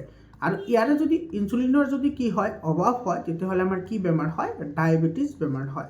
আৰু ডায়েবেটিছ বেমাৰ হ'লে আমি কি কৰিব লাগে? ইনচুলিনৰ ইনজেকশ্যন ল'ব লাগে। এই গোটেইখিনি কথা মনত ৰাখিবা, ইয়াৰ ওপৰত কিন্তু কি আহে? প্ৰশ্ন আহে। এতিয়া চোৱা, যিহেতু এইটো আমাৰ অগ্নাশয়ৰ লগত তোমাৰ কি হয়? ৰিলেটেড হয়। তো অগ্নাশয়ত যেতিয়া তোমাৰ ফেট হ'ব, যে তোমাৰ কি হ'ব? ফেট বেছি হ'ব, বা যেতিয়া তোমাৰ কি হ'ব? প্ৰটিন তাতে তোমাৰ কি পাব? বেছি পাব, বা তোমাৰ গ্লুকোজৰ পৰিমাণ যেতিয়া তোমাৰ কি পাব? বেছি পাব, তেতিয়া আমাৰ অগ্নাশয় কি কৰিব নোৱাৰে? ভালদৰে কাম কৰিব নোৱাৰে। তো সেইকাৰণে আমি কি কৰিব লাগিব? এতিয়া চোৱা, শ্বেতসাৰ। তো আমি যেতিয়া শ্বেতসাৰ গ্ৰহণ কৰোঁ, শ্বেতসাৰ গ্ৰহণ কৰিলে সেইবোৰতো তোমাৰ কি হৈ যায়? সেইবোৰ তোমাৰ মেল্টোজ। সেইবোৰ কি হ'লে পৰিৱৰ্তন হয়? মেল্টোজ। তাৰপিছত তোমাৰ কি হ'লে পৰিৱৰ্তন হয়? গ্লুকটোজ।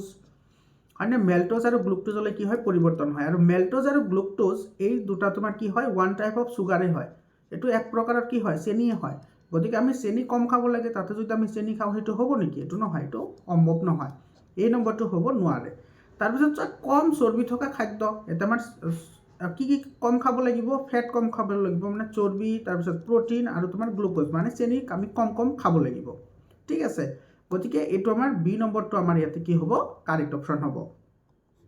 কেৱল যদি আমি প্ৰটিন জাতীয় খাদ্য খাওঁ তেতিয়াহ'লে হ'ব নেকি? নহয়। কেৱল প্ৰটিন জাতীয় খাদ্য খালে আমি সুস্থ থাকিম জানো? নাথাকোঁ, বা আমাৰ লিভাৰৰ কাৰণে সেইটো কি নহয়? ভাল নহয়।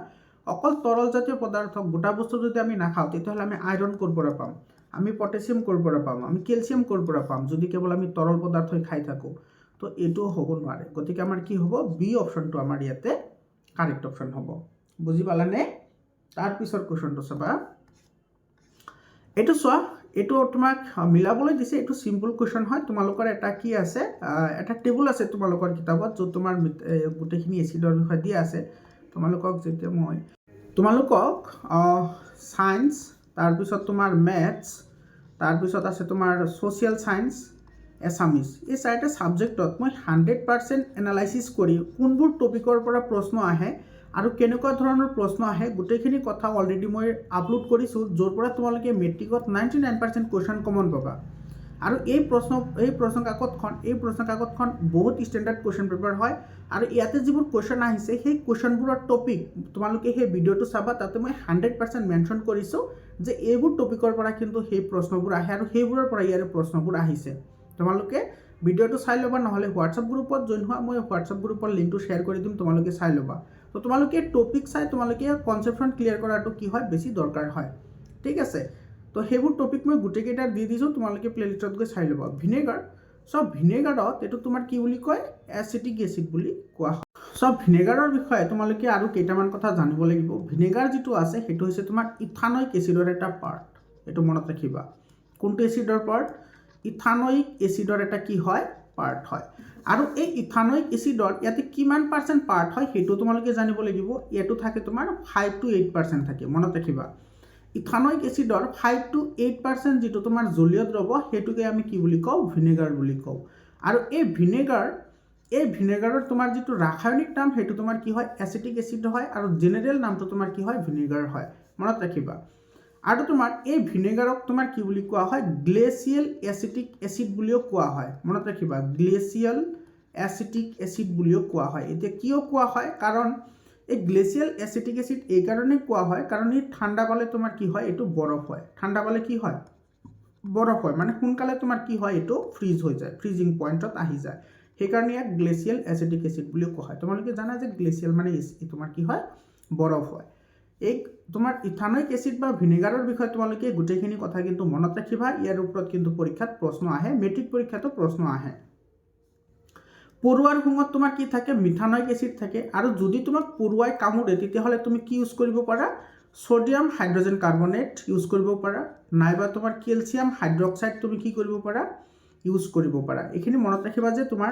ঘৰৰ পৰা কি ৰিমেডিয়েল আছে যিবোৰ ইউজ কৰি তুমি পৰুৱাৰ শুং বা তোমাৰ বৰলে কামুৰিলে তুমি সকাহ পাব পাৰা তো তোমাৰ এই দুটা বস্তু তুমি কি কৰিব পাৰা ইউজ কৰিব পাৰা তাৰপিছত আছে তোমাৰ বিলাহীত অক্সেলিক এচিড থাকে আৰু তোমাৰ দৈত তোমালোকে জানাই লেক্টিক এচিড থাকে আৰু লেক্টিক এচিডটো তোমাৰ কোনে উৎপন্ন কৰে এটা তোমাৰ বেক্টেৰিয়া আছে যাৰ নাম হৈছে লেক্টোবেচিলাছ যাৰ নাম কি লেক্টোবেচিলাছ এই লেক্টোবেচিলাছ নামৰ বেক্টেৰিয়াবিধে তোমাৰ কি কৰে লেক্টিক এচিড উৎপন্ন কৰে সেইকাৰণে যদি আমি গাখীৰ থৈ দিওঁ মিল্ক আমি থৈ দিলে সেইটো কি হয় তোমাৰ দৈলৈ পৰিৱৰ্তন হয় কাৰণ লেক্টিক এচিড উৎপন্ন হয় আৰু ফেটখিনি ছেপাৰেট হৈ যায় গাখীৰৰ যিখিনি ফেট থাকে সেইখিনি ছেপাৰেট হয় আৰু তোমাৰ এচিডখিনি ছেপাৰেট হৈ যায় যাৰ কাৰণে তোমাৰ সেইটো কি লাগে টেঙা লাগে ঠিক আছে তো তোমাৰ এইখিনি আমাৰ হৈ গ'ল তো এতিয়া আমাৰ কোনটো অপশ্যন কাৰেক্ট হ'ব A4 আহিব তাৰপিছত তোমাৰ Q আহিব 1 R আহিব 2 আৰু S আহিব 3 এইটো তোমাৰ A নম্বৰ অপশ্যনটো কাৰেক্ট অপশ্যন হ'ব তাৰপিছত চাবা ইয়াতে চাবা ছয় ইয়াতে প্ৰশ্নটোত কি কৈছে PQRH পাৰমাণৱিক সংখ্যাৰ 11, 12, 19 আৰু 20 হ'লে বেছি পাৰমাণৱিক ব্যাসাৰ্ধৰ মৌলটো কোনটো হ'ব এটা লক্ষ্য কৰিবা এটা তোমাৰ P কিমান দিয়া আছে 11 দিয়া আছে এটোৰ যদি ইলেক্ট্ৰনিক কনফিগাৰেশন লিখা কি হ'ব 281 হ'ব তাৰপিছত তোমাৰ Q দিয়া আছে 12 হলে কি হ'ব 28 তোমাৰ 2 হ'ব তাৰপিছত আছে তোমাৰ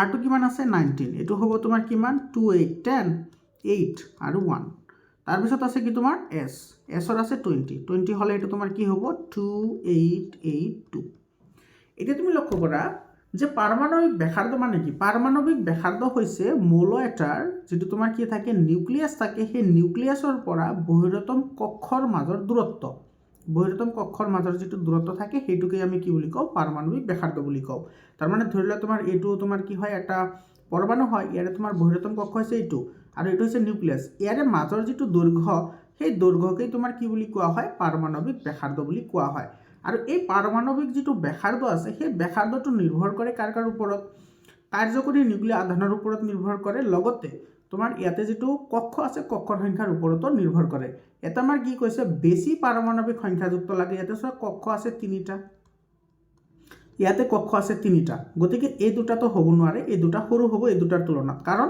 ইয়াতে তোমাৰ কি আছে 4টা তোমাৰ কি আছে কক্ষ আছে গতিকে ডেফিনেটলি आंसर হ'ব R নহলে S এতিয়া তুমি লক্ষ্য কৰা যেতিয়া তুমি কি কৰা বৰ্গ এটাৰ ওপৰৰ পৰা তললৈ আহা বৰ্গৰ কথা কৈ আছো বৰ্গ এটাৰ ওপৰৰ পৰা তললৈ আহিলে তোমাৰ কি হয় কক্ষৰ যেটো সংখ্যা থাকে হেতু তোমাৰ এটা কৈ বাঢ়ে এটা এটাকৈ তোমাৰ কি হয় ইনক্ৰিজ হয় কক্ষৰ সংখ্যা। তো কক্ষৰ সংখ্যা ইনক্ৰিজ হোৱাৰ লগে লগে যেটো তোমাৰ পাৰমাণৱিক যেটো ব্যাসাৰ্ধ আছে সেইটো তোমাৰ কি হয় ইনক্ৰিজ হয়, পাৰমাণৱিক ব্যাসাৰ্ধ বাঢ়ে।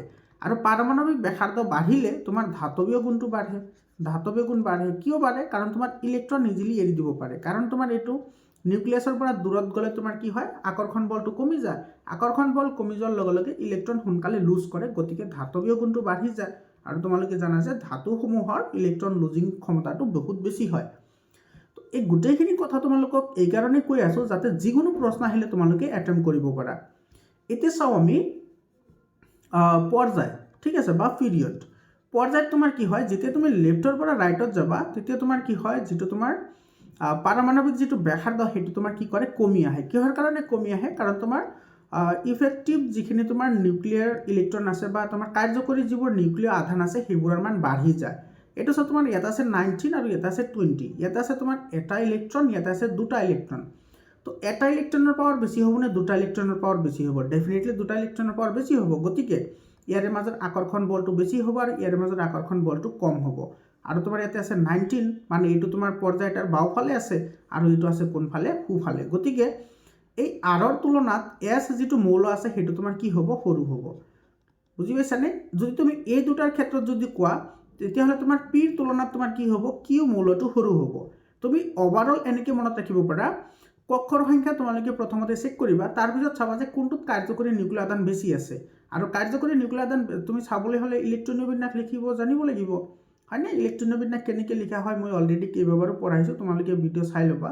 তো ইলেক্ট্ৰনীয় বিন্যাস তুমি যেতিয়া লিখিবা তুমি আৰামছে গম পাবা যে কোনটোত তোমাৰ কি আছে বহিৰতম কক্ষত ইলেক্ট্ৰন বেছি আছে, আৰু যিটোত বহিৰতম কক্ষত ইলেক্ট্ৰন বেছি থাকিব সেইটো সৰু হ'ব যদি কক্ষৰ সংখ্যা কি হয় সেম হয়।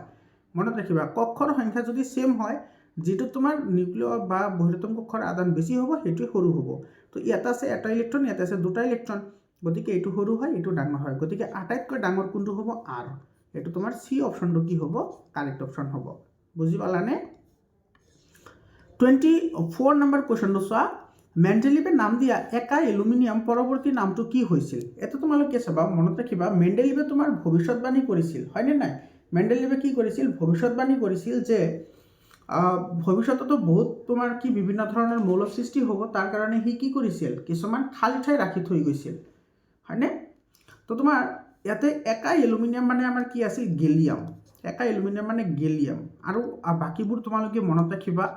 আৰু বাকী তোমাৰ কি আছিল একা এলুমিনিয়াম মানে তোমাৰ কি হয় গেলিয়াম হয়।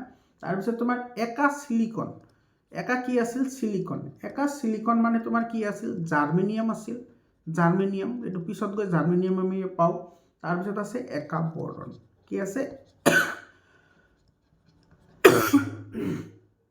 সৰি বাৰু, আৰু একা বৰণটো তোমাৰ কি হয় স্কেণ্ডিয়াম হয়, একা বৰণটো স্কেণ্ডিয়াম হয়। এটা মনত ৰাখিবা, এইকেইটা কেতিয়াবা মিলাবলৈ আহে, বহুত তোমাৰ যোৱা বছৰ বহুত জিলাত কুৱেশ্যন আহিছে, এইটো অলৰেডি প্ৰি বোৰ্ড এক্সামিনেশ্যনত মিলাবলৈ আহিছে। ইফালে দি দিছে তোমাৰ একা বৰণ, একা সিলিকন আৰু একা এলুমিনিয়াম, আৰু ইফালে নামকেইটা দি দিছে। তো এইটো চি অপশ্যনটো কাৰেক্ট হ'ব। তাৰপিছত চাবা এইটো এই চোৱা তোমাৰ এই ইনচুলিনৰ বিষয়ে মই এইটো প্ৰশ্নত এইমাত্ৰ ডিছকাশ্যন কৰিলোঁ নে? এইমাত্ৰ ডিছকাশ্যন কৰিলোঁ ইনচুলিনৰ বিষয়ে, এইটো এই অগ্নাশয়ৰ বিষয়ে যেতিয়া মই আলোচনা কৰিছোঁ তেতিয়া মই সেই ইনচুলিনৰ কথাটো ডিছকাশ্যন কৰিলোঁ। এই ইনচুলিনৰ ওপৰত তোমাৰ ইয়াতে প্ৰশ্ন আহি গৈছে। চোৱা ইনচুলিন হৰমন নিঃসৰণৰ মাত্ৰা কমি গ'লে কি হ'ব? চোৱা ইনচুলিনৰ কাম হৈছে আমাৰ ব্লাডত যিমানখিনি তোমাৰ কি থাকে চুগাৰ থাকে, সেই চুগাৰৰ পৰিমাণটো তোমাৰ কি কৰা কণ্ট্ৰল কৰা, চুগাৰৰ পৰিমাণ কি কৰে কণ্ট্ৰল কৰে। যদি তোমাৰ ইনচুলিন যদি কি হয় কম হয় তেতিয়াহ'লে তোমাৰ কি হ'ব চুগাৰ বাঢ়িব, চুগাৰ কি হ'ব চুগাৰটো ইনক্ৰিজ হ'ব, আৰু চুগাৰ ইনক্ৰিজ হ'লে আমাৰ কি হ'ব ডায়েবেটিছ হ'ব, আমাৰ কি হয় ডায়েবেটিছ হয়। বুজি পাইছা? তো তেজত তোমাৰ কি হ'ব এইটো তেজত গ্লুকোজৰ মাত্ৰা বাঢ়ি যাব, বি অপশ্যনটো কাৰেক্ট হয়। আৰু তেজত গ্লুকোজৰ মাত্ৰা বাঢ়িলে আমাৰ কি হয় ডায়েবেটিছ হয়, মনত ৰাখিবা ডায়েবেটিছ বেমাৰ হয়। তাৰপিছত চাবা এইটো তোমাৰ অলপমান হয় প্ৰশ্নটো, বায়ু পানী আৰু কাঁচৰ দ্ৰাৱ্যাত্মক মাধ্যমৰ পৰম প্ৰতিহৰণাংক 1.003, 1.333 আৰু 1.52 হ'লে তলৰ কোনটো শুদ্ধ হয়? চাবা এইটো হৈছে আমাৰ বায়ু মাধ্যম, যাৰ প্ৰতিহৰণাংক দিয়া আছে 1.003, এইটো দিয়া আছে পানীৰ দিয়া আছে তোমাৰ 1.33, হয়নে? প্ৰথমতে মই লিখি লওঁ গোটেইকেইটা, তাৰপিছত তোমালোকক মই বুজাই আছোঁ, লিখিলে তোমালোকে আৰামছে বুজি পাবা।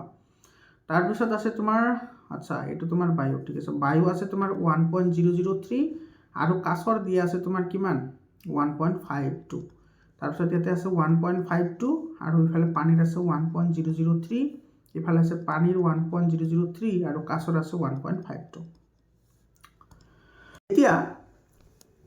এতিয়া তোমালোকে কেইটামান কথা মন কৰা লক্ষ্য কৰা একেবাৰে সিম্পল হয় কথা একেবাৰে সিম্পল হয় কি কথা যেতিয়া তোমাৰ কি হয় লঘুতৰ মাধ্যমৰ পৰা ঘনতৰ মাধ্যমত যায় মন কৰিবা যেতিয়া তোমাৰ লঘুতৰ মাধ্যমৰ পৰা ঘনতৰ মাধ্যমত যায় তেতিয়া পোহৰৰ ৰশ্মি যেটো তোমাৰ অভিলম্ব থাকে সেই অভিলম্বৰ কাষ চাপে অভিলম্বৰ কি কৰে কাষ চাপে এটো বুজি পালা আৰু তোমাৰ কি হয় যেতিয়া তোমাৰ কি হয় ঘনতৰ মাধ্যমৰ পৰা যেতিয়া তোমাৰ কি কৰে লঘুতৰ মাধ্যমত যায় তেতিয়া তোমাৰ কি কৰে এই অভিলম্বৰ পৰা দূৰত যায় অভিলম্বৰ পৰা কি কৰে দূৰত যায় এইখিনি মনত ৰাখিবা দেই এইখিনি কিন্তু তোমাৰ 2 মাৰ্ক বা 3 মাৰ্কৰ কোৱেশ্চন আহে ঠিক আছে ইয়াৰ ওপৰত তো এটো আকৌ মই কৈ দিছো চা লঘুতৰ মাধ্যমৰ পৰা লঘুতৰ মাধ্যম মানে যাৰ প্ৰতিহৰণাংক বেছি মনত ৰাখিবা লঘুতৰ মাধ্যম মানে প্ৰতিহৰণাংক বেছি ঘনতৰ মাধ্যম মানে প্ৰতিহৰণাংক কম আৰু প্ৰতিহৰণাংক বেছি মানে পোহৰৰ দ্ৰুতি বেছি ঘনতৰ মাধ্যম মানে প্ৰতিহৰণাংক বেছি হয় বাট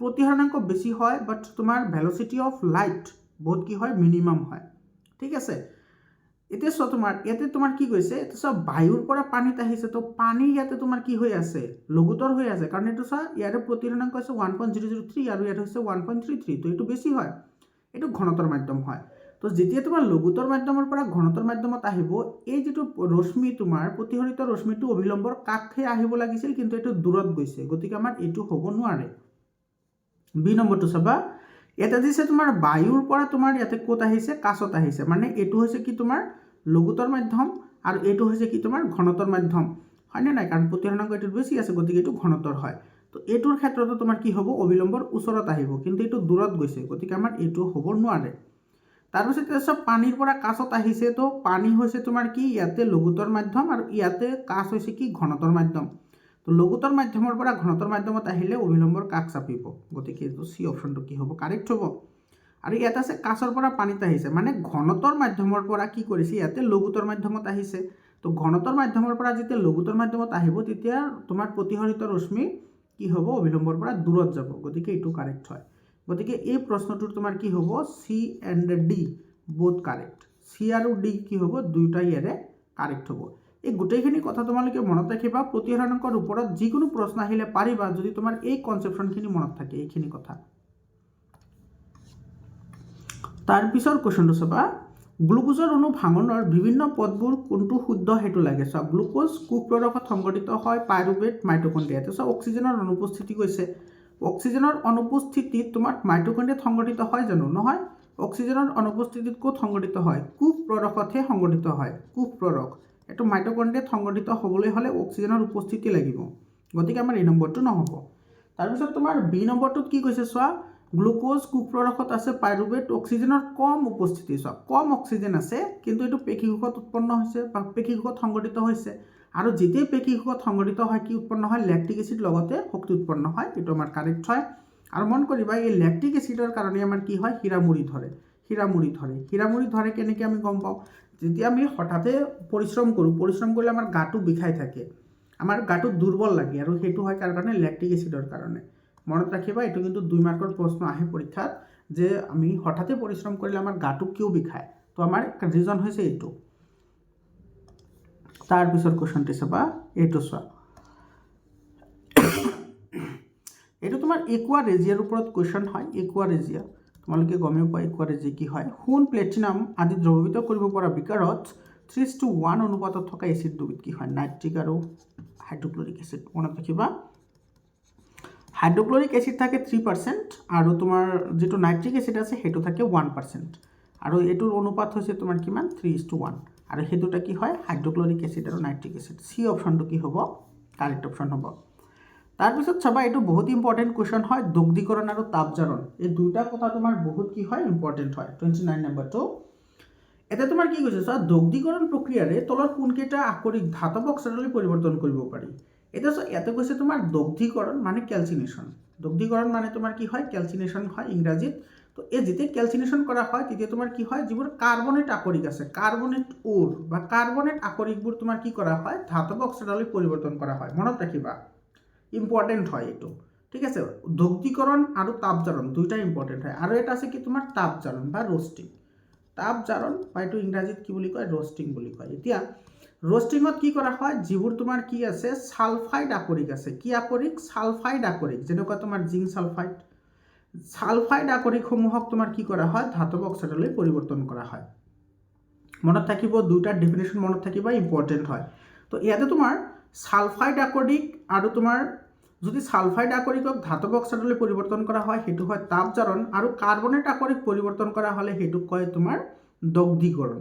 তো ইয়াতে এইটো হৈছে চিনাবাৰ। আৰু এটা কথা তোমালোকে এইটো মনত ৰাখিবা দেই, এইটো কিন্তু বহুত ইম্পৰ্টেণ্ট হয়, চিনাবাৰ। এইটোৰ নাম হৈছে চিনাবাৰ বা মাৰ্কিউৰিক ছালফাইড। চিনাবাৰ কি, চিনাবাৰ হৈছে তোমাৰ মাৰ্কিউৰিৰ এটা আকৰিক। এইটো এজি মানে মাৰ্কিউৰি হয়। তো মাৰ্কিউৰিৰ এটা আকৰিক হৈছে চিনাবাৰ। এইটো কিন্তু মনত ৰাখিবা দেই, ইম্পৰ্টেণ্ট হয়। মই বাৰে বাৰে কৈ আছোঁ, এইটো 2 মাৰ্কৰ প্ৰশ্ন পৰীক্ষাত আহে যে চিনাবাৰ কি হয়।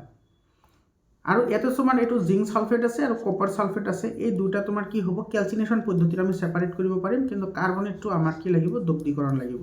গতিকে এ number option will be correct option. 30 নম্বৰটো চাবা, তলৰ কোনবোৰ অসম্পৃক্ত হাইড্ৰকাৰ্বন।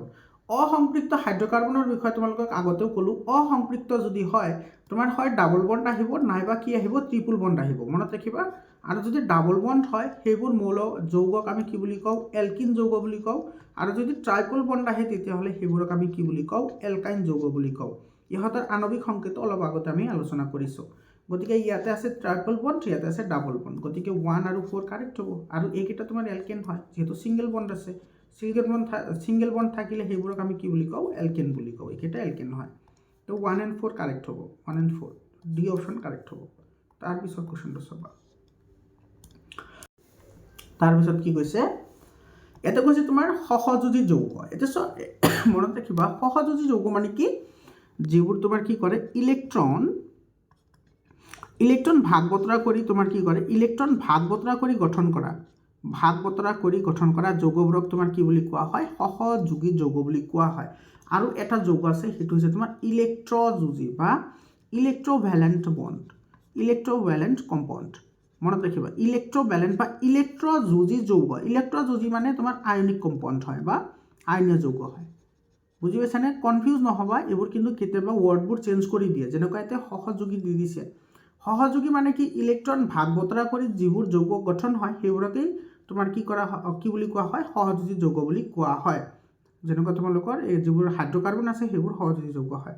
আৰু তোমাৰ আয়নীয় যৌগ কাক বোলে, আয়নীয় যৌগবোৰে যিবোৰে তোমাৰ কি কৰে, ইলেক্ট্ৰন ট্ৰান্সফাৰ কৰে। আৰু ইলেক্ট্ৰন ট্ৰান্সফাৰ কৰাৰ নিয়ম আছে। কেনেকুৱা নিয়ম, তোমাৰ মেটেলৰ পৰা নন মেটেললৈ, মেটেলৰ পৰা কি কৰে, নন মেটেললৈ তোমাৰ কি কৰে, ইলেক্ট্ৰন ট্ৰান্সফাৰ কৰি যৌগ গঠন কৰিলে সেইবোৰক আমি আয়নিক কম্পাউণ্ড, আয়নীয় যৌগ নাইবা ইলেক্ট্ৰযোজী যৌগ আমি কওঁ। মনত ৰাখিবা দেই, ইম্পৰ্টেণ্ট হয়। কেতিয়াবা পৰীক্ষাত প্ৰশ্ন সোধে এনেকৈ যে তলত কোনটো আয়নীয় যৌগ নহয়। তো তোমাৰ যেনেকুৱা ধৰা ছ'ডিয়াম ক্লৰাইড আয়নীয় যৌগ হয়, ছ'ডিয়াম ধাতু হয়, ক্লৰিন তোমাৰ কি হয়, অধাতু হয়। তো ছ'ডিয়ামৰ পৰা এটা ইলেক্ট্ৰন ক্লৰিনে ল'ব, লৈ তোমাৰ এই ছ'ডিয়াম ক্লৰাইড যৌগটো কি হয়, গঠন হয়। আৰু ইয়াৰে যিটো তোমাৰ ইলেক্ট্ৰন বিন্দু গঠন সেইটো কিন্তু বহুত ইম্পৰ্টেণ্ট হয়। মই কৈ দিছোঁ, তোমালোকে লিখি ৰাখা। ছ'ডিয়াম ক্লৰাইড, তাৰপিছত আছে তোমাৰ মেগনেছিয়াম ক্লৰাইড, এটা আছে তোমাৰ ছ'ডিয়াম অক্সাইড, আৰু এটা আছে কেলছিয়াম ক্লৰাইড। এই চাৰিটা তোমালোকে প্ৰেক্টিছ কৰিবা, 2 মাৰ্কৰ কাৰণে মেট্ৰিকত পৰীক্ষাত আহিব। ঠিক আছে। এইকেইটাৰ ইলেক্ট্ৰন যিটো তোমাৰ ট্ৰান্সফাৰিং মেথডত যিটো যৌগ গঠন হয় সেইটো। এতিয়া চাওঁ আহা, ইয়াৰে ধৰ্মকেইটা চোৱা। সহযোজী যৌগৰ অণুবোৰৰ বান্ধনীবোৰ দৃঢ় হয়, এইটো কাৰেক্ট হয়। সহযোজী বান্ধনীৰ যিটো অণুৰ যিবোৰ বান্ধনী হয় সেইটো দৃঢ় হয়। কিয় দৃঢ় হয়, কাৰণ তোমাৰ সহযোজী যৌগই তোমাৰ কি কৰে, ইলেক্ট্ৰনবোৰ তোমাৰ কি কৰে, ভাগ বতৰা কৰে। ইলেক্ট্ৰন কি কৰে, ভাগ বতৰা কৰে। আৰু সহযোজী যৌগৰ যিবোৰ মৌল থাকে সেইবোৰ তোমাৰ কম্পেৰেটিভলি আকাৰত কি হয়, সৰু হয়। আৰু মৌল এটা যিমান সৰু হয় তাৰ বন্ধনী সিমানেই দৃঢ় হয়। ঠিক আছে। যেনেকুৱা কাৰ্বন সৰু মৌল, সেইকাৰণে কাৰ্বনৰ যিবোৰ বণ্ডিং থাকে সেইবোৰ বহুত তোমাৰ কি হয়, দৃঢ় হয়। গতিকে এইটো কাৰেক্ট হয়। সহযোজী যৌগৰ গলনাংক আৰু উতলাংক বেছি, এইটো মিছা কথা।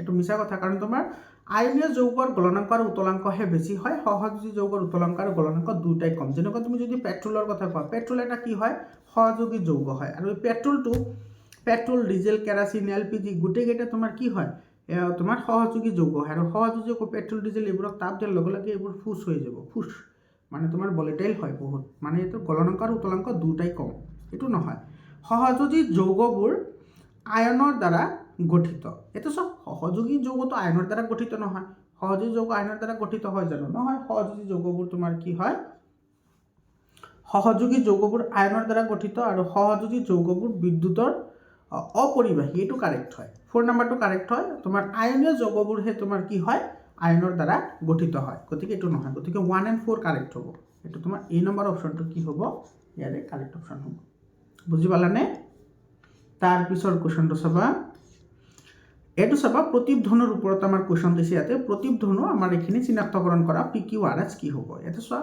এইটো তোমাৰ কি হয় এইটো ৰিসিপ্টৰ হয় না ৰিসিপ্টৰ মানে এইটো হৈছে তোমাৰ প্ৰথমতে ৰিসিভ কৰিব ৰিসিভ কৰাৰ পিছত তোমাৰ ক'ত আহিব সেন্সৰি মটৰত আহিব এইখিনিতো আমি জানো এইখিনি তোমাৰ কি হয় এইখিনি তোমাৰ স্পাইনেল কৰ্ড হয় না চিয়ান বুলি কয় নেকি এইটো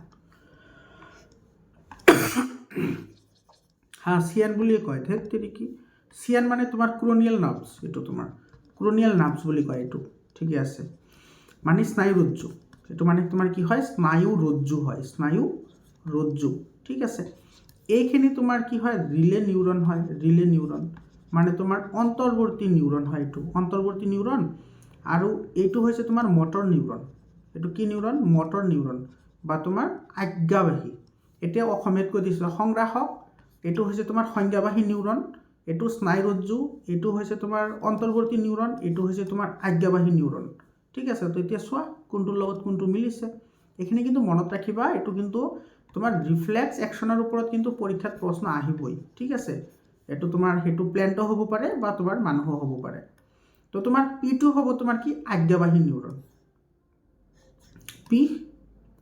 P2 হ'ব তোমাৰ নহয় P2 তোমাৰ সংজ্ঞাবাহী নিউৰন হ'ব আৰু এইটো হ'ব আজ্ঞাবাহী নিউৰন আচ্ছা ঠিক আছে এইটো তোমাৰ সংজ্ঞাবাহী নিউৰন হয় P2 এইটো P2 সংজ্ঞাবাহী নিউৰন ইংৰাজীটো ঠিকে আছে বাৰু এইটো সেন্সৰি নিউৰন হয় ঠিক আছে সেন্সৰি নিউৰন হয় এইটো হৈছে তোমাৰ আজ্ঞাবাহী নিউৰন তাৰপিছত তোমাৰ R পালো স্নায়ু ৰজ্জু R টো স্নায়ু ৰজ্জুত আহিব লাগিব এইটোত আছে গতিকে তোমাৰ B আৰু C তো হ'বই নোৱাৰে তাৰপিছত তোমাৰ ইয়াতে তোমাৰ P যিটো আছে সেইটো হ'ব তোমাৰ সংজ্ঞাবাহী তো ইয়াতে আছে সংজ্ঞাবাহী ইয়াতে তোমাৰ আছে Q গতিকে এইটো নহয় আমাৰ তো ডি অপচনটো কাৰেক্ট অপচন হ'ব আৰু Q হ'ব আজ্ঞাবাহী এইটো হ'ব কি আজ্ঞাবাহী এইটো হৈছে তোমাৰ স্নায়ু ৰজ্জু এইটো হৈছে অন্তৰ্বৰ্তী নিউৰন S এইটো অন্তৰ্বৰ্তী নিউৰন ডি অপচনটো কি হ'ব কাৰেক্ট অপচন হ'ব এতে তোমালোকে আৰু এটা কথা মনত ৰাখিবা যেটো তোমাৰ কি কয় হেতু নেফ্ৰন যেটো তোমাৰ নেফ্ৰনৰ ডায়াগ্ৰাম আছে সেই নেফ্ৰনৰ কিন্তু অংককেইটা মনত ৰাখিবা হেতু কিন্তু পৰীক্ষাত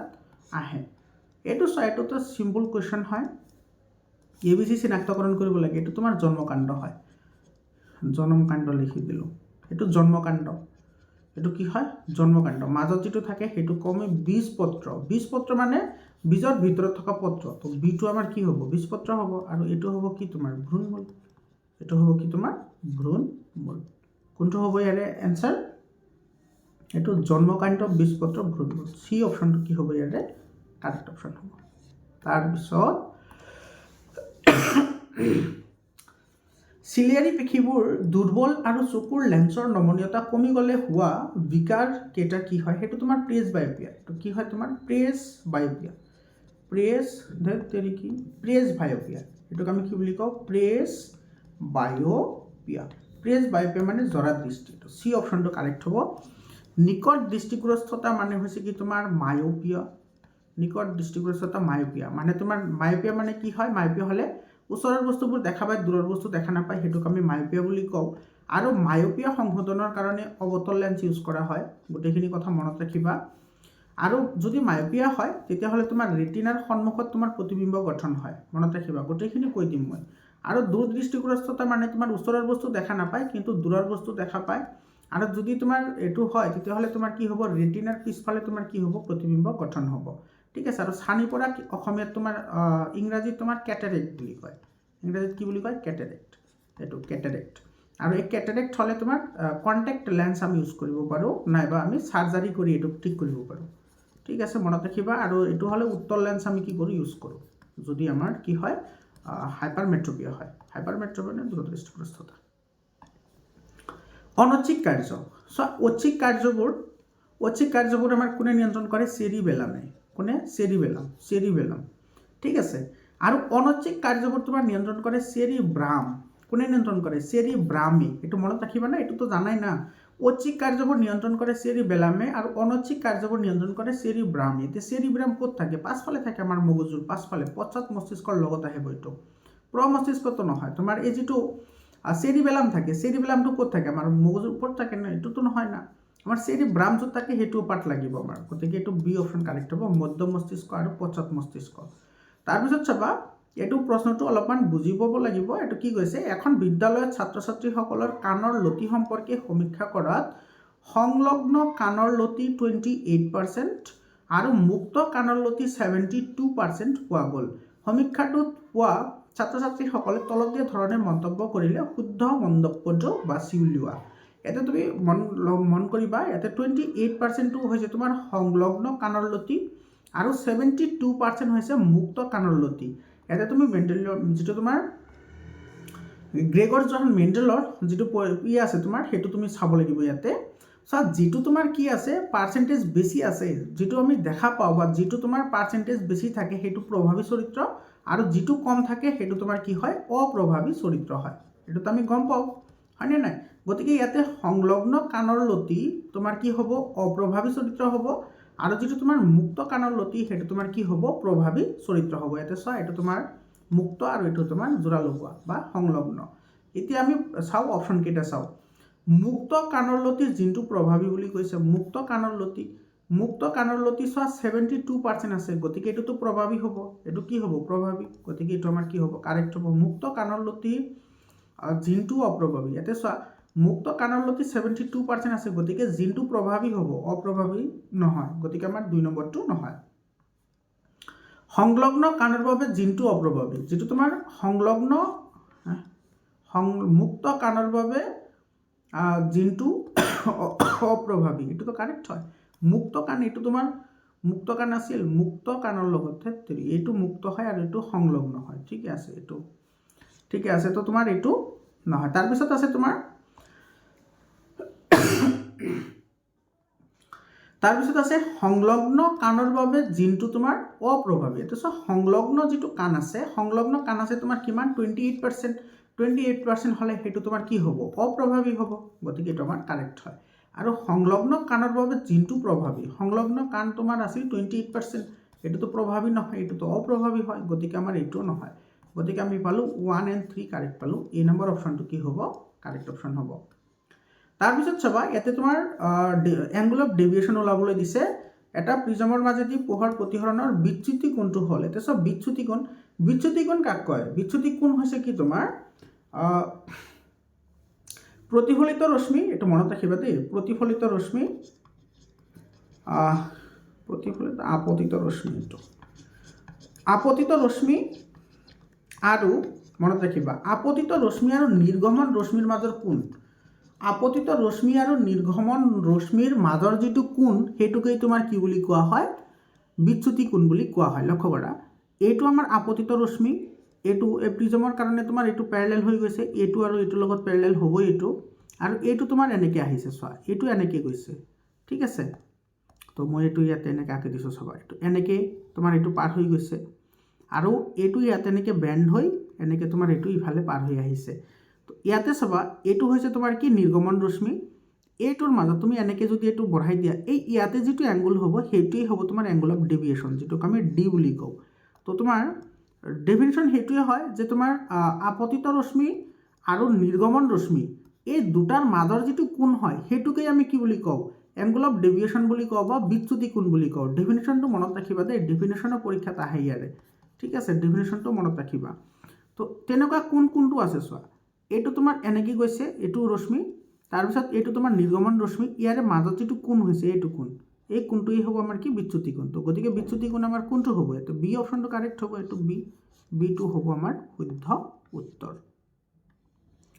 তাৰপিছত আমাৰ কুৱেশ্যনটোত কি কৈছে চোৱা এটা বৈদ্যুতিক কেটলি 220 ভোল্টৰ অৱস্থাত 1 কিলোৱাট বৈদ্যুতিক ক্ষমতা খৰচ কৰে।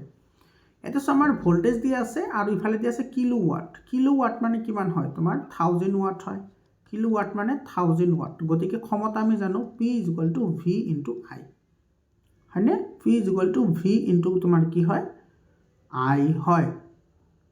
ইয়াৰ পৰা তোমাৰ I টো ওলাই লওঁ আমি। ইয়াতে ক্ষমতাটো যেহেতু আমাৰ দিয়া আছে গতিকে I = কি হ'ব V/P হ'ব। V/P গতিকে ইয়াতে তোমাৰ V/P I = P/V হ'ব। চাইছানে এইবোৰ তোমাৰ ছোটা মোটা বস্তু ভুল হৈ থাকে। এইটো হ'ব তোমাৰ V/P হ'ব। এইটো হ'ব V আকৌ তোমাৰ সেই P/কি হ'ব V। P/V Pৰ ভ্যালু বহাই দিয়া। Pৰ ভ্যালু কিমান আছে 1000 আৰু Vৰ ভ্যালু আছে 220। 0 0 তোমাৰ কি যাব কেনসেল যাব আৰু ইফালে আহিব তোমাৰ 22 22 4 × 88 4 বাৰ 88 হলে তোমাৰ ইফালে 100 ৰ পৰা 88 গলে কিমান থাকে 2 আৰু ইফালে থাকিব 112 120 120 হলে তোমাৰ 22 5 বাৰ যাব তো 4.5 হ'ব। মানে চোৱা তোমাৰ ইয়াতে প্ৰবাহৰ মান অৰ্থাৎ আইৰ মান তোমাৰ কিমান আছে 4.5। এতিয়া যেটো আমাৰ ফিউজ আছে ফিউজটো তোমাৰ কেনেকৈ হয় চোৱা 4.5 এম্পিয়াৰত সেইটো চলিয়ে আছে। গতিকে সেই ফিউজটো তেতিয়ালৈকেহে চলিব হয়নে? তো চলিতো আছে তোমাৰ যেতিয়া তোমাৰ 4.5তকৈ তোমাৰ কি হ'ব বেছি হ'ব সেইটো আমাৰ কি হ'ব শুদ্ধ হ'ব। 4.5তকৈ বেছি হ'ব যেহেতু চলি আছে। গতিকে এটা আমাৰ ম্যাক্সিমাম ভ্যালু যেটো সেইটো আমাৰ এনসাৰ হ'ব। বি অপশনটো কি হ'ব কাৰেক্ট অপশন হ'ব। তো 4.5 যেহেতু চলি আছে তোমাৰ ফিউজটো সেইকাৰণে তো কাম কৰি আছে। তাৰপিছত এই ফিউজটো নিৰিক কি হ'ব তো ম্যাক্সিমাম থাকিলে 5 হ'ব পাৰে কিন্তু 5তকৈ বেছি হলে আকৌ 6 ল'ব লাগিব। তো তেনেকুৱা ধৰণৰ কথা ঠিক আছে। তাৰপিছত তোমাৰ আছে ফ্লেমিঙৰ এইটো বাওগতীয়া নীতিৰ কথা কৈছে। সব ফ্লেমিঙৰ বাওগতীয়া নীতি। তো ফ্লেমিঙৰ বাওগতীয়া নীতিৰ যেটো তোমাৰ মধ্যমা আঙুলি থাকে মধ্যমা আঙুলিয়ে তোমাৰ কি বুজায় বিদ্যুৎ প্ৰবাহ বুজায়। এইটো মধ্যমা আঙুলিয়ে বিদ্যুৎ প্ৰবাহ। বুঢ়া আঙুলিয়ে তোমাৰ কি বুজায় বুঢ়া আঙুলিয়ে বুজায় গতিৰ দিশ এইটো ইয়াতে আছে আৰু তৰ্জনী আঙুলিয়ে চুম্বক ক্ষেত্ৰৰ দিশ বুজায়। এইটো এ নম্বৰটোৱে কাৰেক্ট অপশন হয়। মনত ৰাখিবা ফ্লেমিঙৰ বাওগতীয়া নীতি সোঁহতীয়া নীতি আৰু বুঢ়া আঙুলিৰ নীতি তিনিওটা নীতি বহুত ইম্পৰ্টেণ্ট হয়। আৰু এটা আছে তোমাৰ মেক্সৱেলৰ স্ক্ৰু নীতি। এইখিনি কিন্তু তোমালোকে ভালদৰে চাবা ইয়াৰ ওপৰত কিন্তু মেট্ৰিক পৰীক্ষাত প্ৰশ্ন আহিব। মেক্সৱেলৰ যেটো তোমাৰ স্ক্ৰু নীতি আছে সেইটো এই চাৰিটা নীতি তোমালোকে চাবা আৰু এই আঙুলি কেইটাই কি কি বুজায় সেইবোৰো কিন্তু পৰীক্ষাত প্ৰশ্ন আহে। ইয়াতে তোমাৰ তলত উল্লেখ কৰা কোনটো পৰিৱেশৰ অনুকূল অভ্যাস মানে পৰিৱেশ তোমাৰ কি হ'ব লাগিব হিতৈষী। পৰিৱেশ হিতৈষী অভ্যাস হ'ব লাগিব। তোমাৰ কিছুমানে বুজি নাপায় এইবোৰ ওয়াৰ্ড। অনুকূল মানে পৰিৱেশৰ কাৰণে তোমাৰ কি হয় ভাল। কেতিয়াবা তোমাৰ ইয়াতে দি দিয়ে যে পৰিৱেশ হিতৈষী হ'ব লাগে হিতৈষী এনেকুৱা ওয়াৰ্ডটো এনেকুৱা। তো পৰিৱেশ হিতৈষী মানেও তোমাৰ কি হয় পৰিৱেশৰ কাৰণে ভাল বুলি আমি জানো। তেতিয়া তোমাৰ বজাৰলৈ যাওঁতে হাতত বেগ লৈ নোযোৱা। সব বেগ লৈ যাব লাগে বজাৰ কৰিবলৈ আমি ঘৰৰ পৰা যাতে পলিথিনটো আমাৰ বাৰে বাৰে ইউজ কৰিব নালাগে। গতিকে এইটো নহয়। বিদ্যালয়লৈ যাওঁতে সাইকেল বা খোজকাঢ়ি যোৱা এইটো ভাল অভ্যাস হয়। সাইকেল চলালে ফিজিক্যাল এক্সাৰসাইজ হয় আৰু খোজকাঢ়ি গ'লে তাতকৈ বেছি ভাল। ঘৰুৱা আৱৰ্জনাবোৰ একে ঠাইতে জমা কৰি ৰখা এইটো ভাল কাম নহয় কাৰণ তোমাৰ আৱৰ্জনা তিনি প্ৰকাৰৰ হয়। এটা হৈছে গোটা এটা হৈছে জুলীয়া আৰু এটা হৈছে কি তোমাৰ গেছীয়। তো এই তিনিওটা আৱৰ্জনা যদি তুমি একেলগে ৰাখি দিয়া তেতিয়াহ'লে এইবোৰে ৰিয়াকশন কৰি তোমাৰ কি কৰিব বিষাক্ত কৰিব পৰিৱেশ। এইবোৰ ভাল নহয়। আমি সেপাৰেট ৰাখিব লাগে গোটা অৱস্থা। তাৰপিছত তোমাৰ গোটা যেটো আছে এই গোটা যেটো আৱৰ্জনা আছে সেইটোৰো তোমাৰ কেইবাটাও প্ৰকাৰ আছে। মেডিকেলৰ আছে কিছুমান বায়োডিগ্ৰেডেবল আছে কিছুমান নন বায়োডিগ্ৰেডেবল আছে। গতিকে গোটেইখিনি আমি একেলগে ৰাখাটো শুদ্ধ নহয়। অফিচলৈ যাওঁতে ৰাজহুৱা পৰিবহন ত্যাগ কৰি নিজ বাহন ইউজ কৰা। তো সকলে যদি নিজৰ বাহন ইউজ কৰে তেতিয়াহ'লে তো ধোঁৱা হ'ব কেৱল চাৰিওফালে। তেতিয়া বি অপশনটো কি হ'ব কাৰেক্ট অপশন হ'ব। এজাৰসন ৰিজনিঙৰ প্ৰশ্ন দিছে চাবা ইয়াতে কি কৈছে ইয়াতে এজাৰসন ৰিজনত ইয়াতে তোমাৰ এজাৰসনত কি কৈছে চোৱা এটা সন্তুলিত ৰাসায়নিক সমীকৰণত বিক্ৰিয়ক পদাৰ্থৰ মুঠ ভৰ বিক্ৰিয়াজাত পদাৰ্থৰ মুঠ ভৰৰ সমান হয়। এইটো কাৰেক্ট হয়। এইটো মনত ৰাখিবা আৰু এইটোকে আমি কি বুলি কওঁ ভৰৰ নিত্যতা সূত্ৰ বুলি কওঁ। ভৰৰ নিত্যতা সূত্ৰ বা ভৰৰ ৰক্ষণশীলতাৰ সূত্ৰ। ভৰৰ ৰক্ষণশীলতাৰ সূত্ৰ যে ৰাসায়নিক বিক্ৰিয়া এটাত সদায় কি হ'ব লাগে ভৰ বিক্ৰিয়ক মুঠভৰ আৰু বিক্ৰিয়াজাত পদাৰ্থৰ মুঠভৰ সদায় সমান হ'ব লাগে এইটো। তাৰপিছত আছে ৰাসায়নিক বিক্ৰিয়াত নতুন পদাৰ্থৰ সৃষ্টি হ'ব নোৱাৰে, এইটোতো হ'ব নোৱাৰে। তোমাৰ ৰাসায়নিক পদাৰ্থ বা ৰাসায়নিক বিক্ৰিয়াত নতুন পদাৰ্থৰ সৃষ্টি হ'বই, আৰু তেতিয়া যদি নহয় তেতিয়াহ'লে সেইটোক আমি ৰাসায়নিক পৰিৱৰ্তন নকমেই, সেইটোক আমি ফিজিকেল পৰিৱৰ্তন বুলি ক'ম বা ভৌতিক পৰিৱৰ্তন বুলি ক'ম। গতিকে এ কাৰেক্ট, আৰ ইনকাৰেক্ট। এ সঁচা আৰু আৰ অসত্য। এইটো চি অপশ্যন হ'ব, চি অপশ্যন কাৰেক্ট হ'ব। 42 নম্বৰ চোৱা, নাইট্ৰিক এচিডৰ লগত ধাতুৱে বিক্ৰিয়া কৰিলে হাইড্ৰজেন গেছ উৎপন্ন কৰে। এইটো তোমাৰ ঝুট হয়, মিছা কথা হয়। কিহৰ কাৰণে? তোমাৰ নাইট্ৰিক যিটো এচিড আছে সেইটো তোমাৰ কি হয়, এটা বিজাৰক পদাৰ্থ হয়। কি পদাৰ্থ?